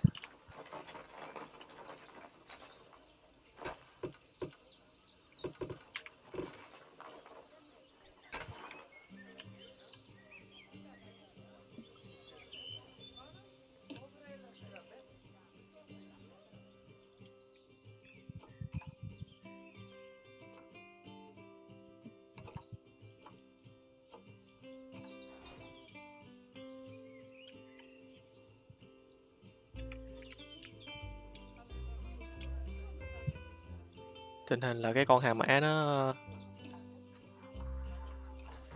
sống chuột nó có tiêu ta.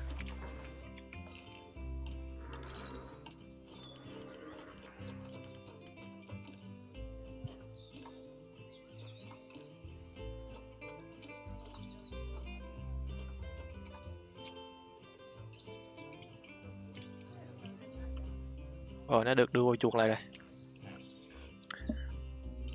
Bệnh với hà mã luôn quá.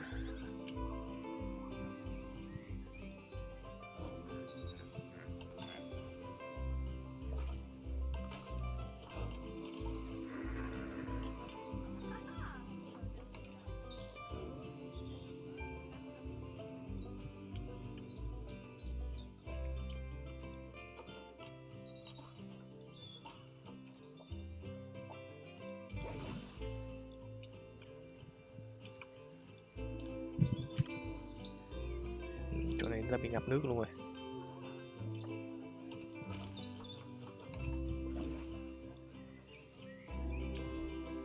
Tình hình là mình đang khá là phá game.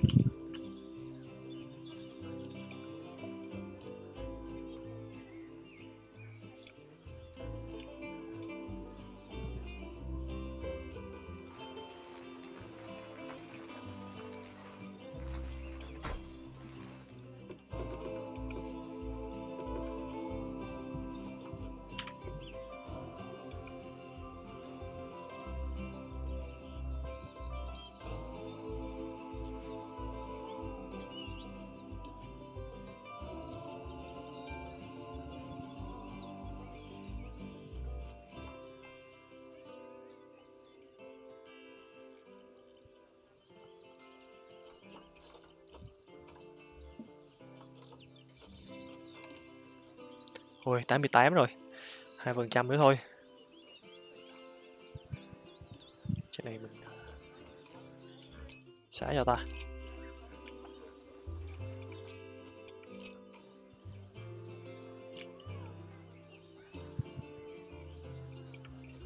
Mình đã mở rộng này mà lên được cái tí rồi, mình phải mở rộng thêm nữa.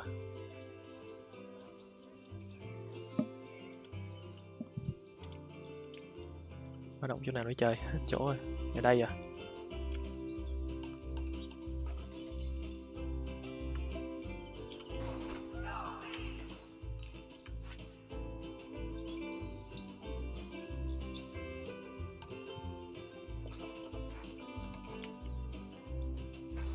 Cả phá game tí nha.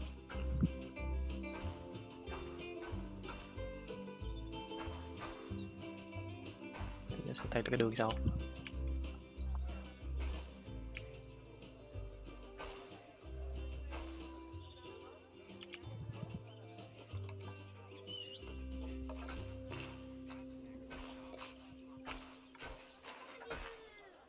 Rồi, đã có đường, các bạn cứ đi tiếp.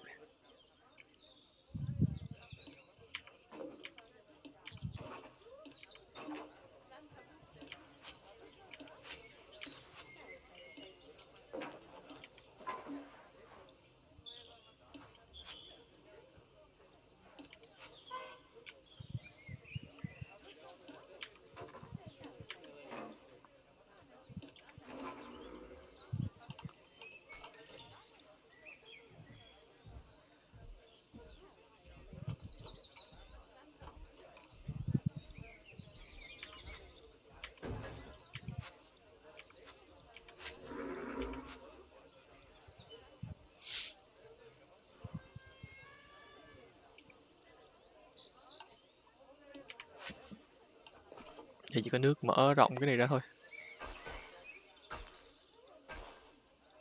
Chứ hết đường này, hết đường lui rồi.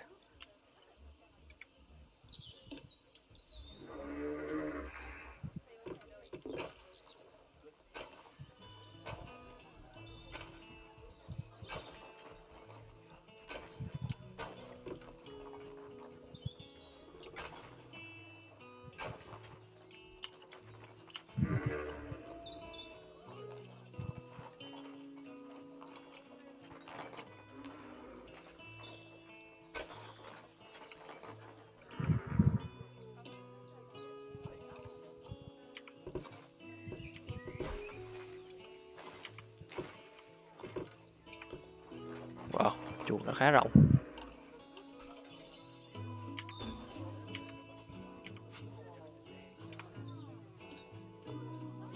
Trời ơi, tăng lên được có tí à. Ồ, đã lên được 75 rồi. Thì là điên.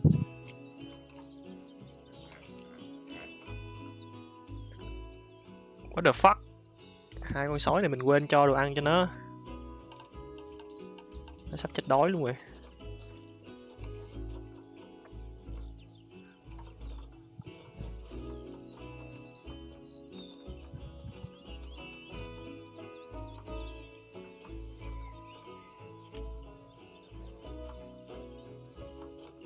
Chết tê rồi.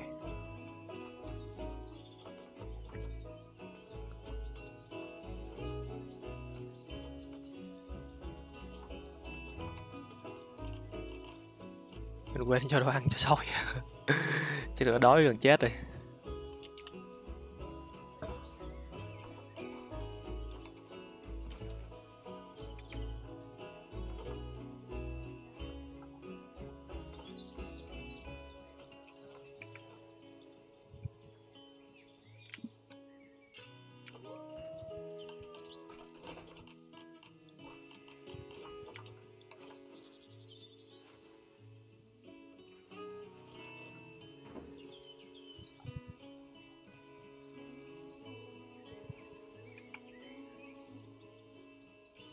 Sorry, mấy con sói. Tôi đã đói gần chết.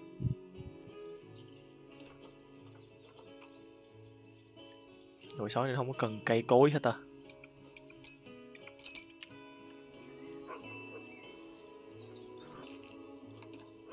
Rồi chắc kỹ này là lần này là được 90 rồi các bạn.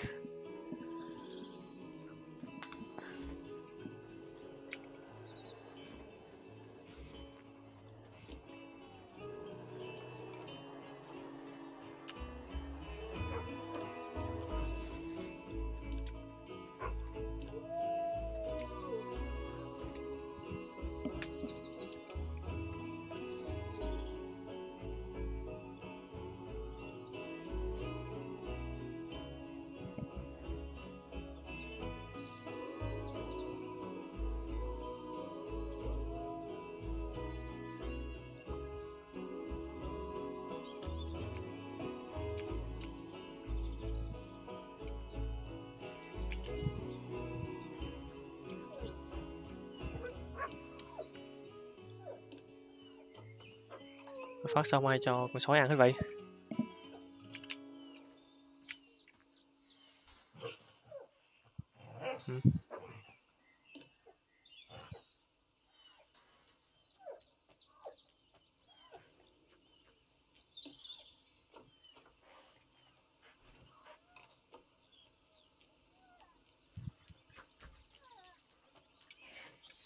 Hình như là phải xây cái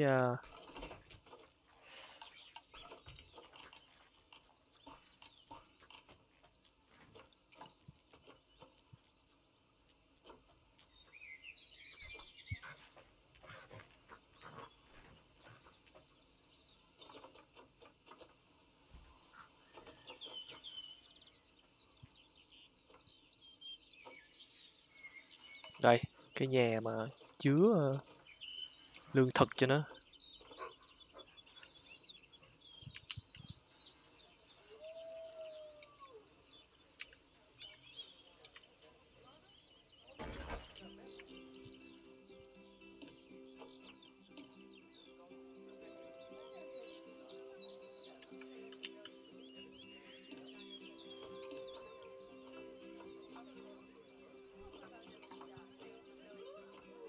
Rồi, mình đã phải xây cái nhà chứa lương thực cho nó. Quản lý sở thú như mình chắc thú nó chết hết quá.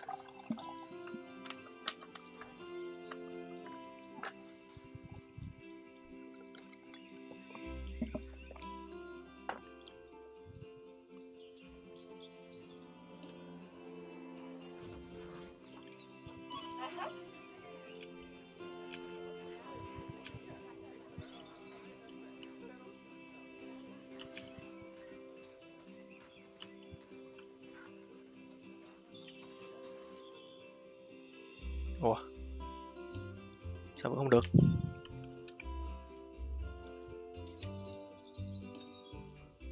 À, đây rồi nè. Cái này là ở gì? What? Được 89%. tử này sẽ cứu mình.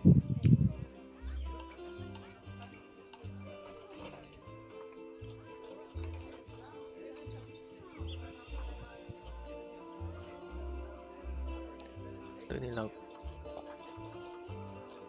African, Tây Phi hả?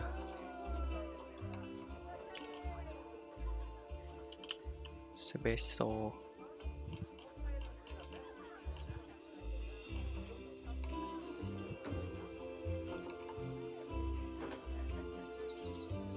Ủa, lộn rồi.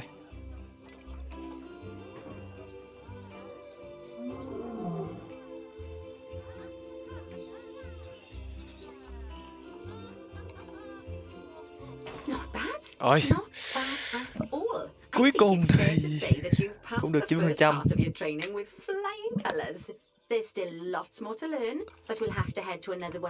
Thật là mệt. If you want to grab your passport, we'll head off, shall we? Rồi, có nghĩa là cái torrent cái map này mình đã là xong. 3 vàng, 3 huy chương. Purring, grunting, screaming, booming. Không có gì mệt hơn. All the appropriate noises. I guess I was right to hire you, huh?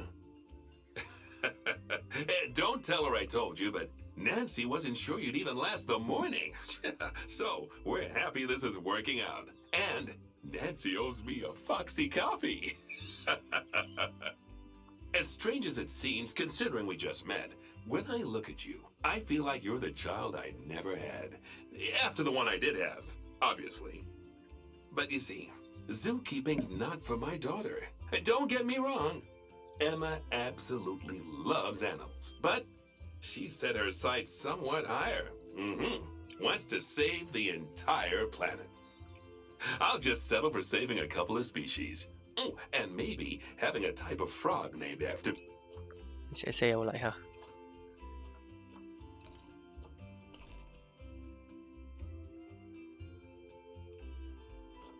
me. Thôi, buổi livestream tới đây là kết thúc. Cảm ơn các bạn đã theo dõi và ủng hộ mình. Ngày mai mình sẽ tiếp tục livestream về game này. Xin chào, chúc các bạn ngủ ngon.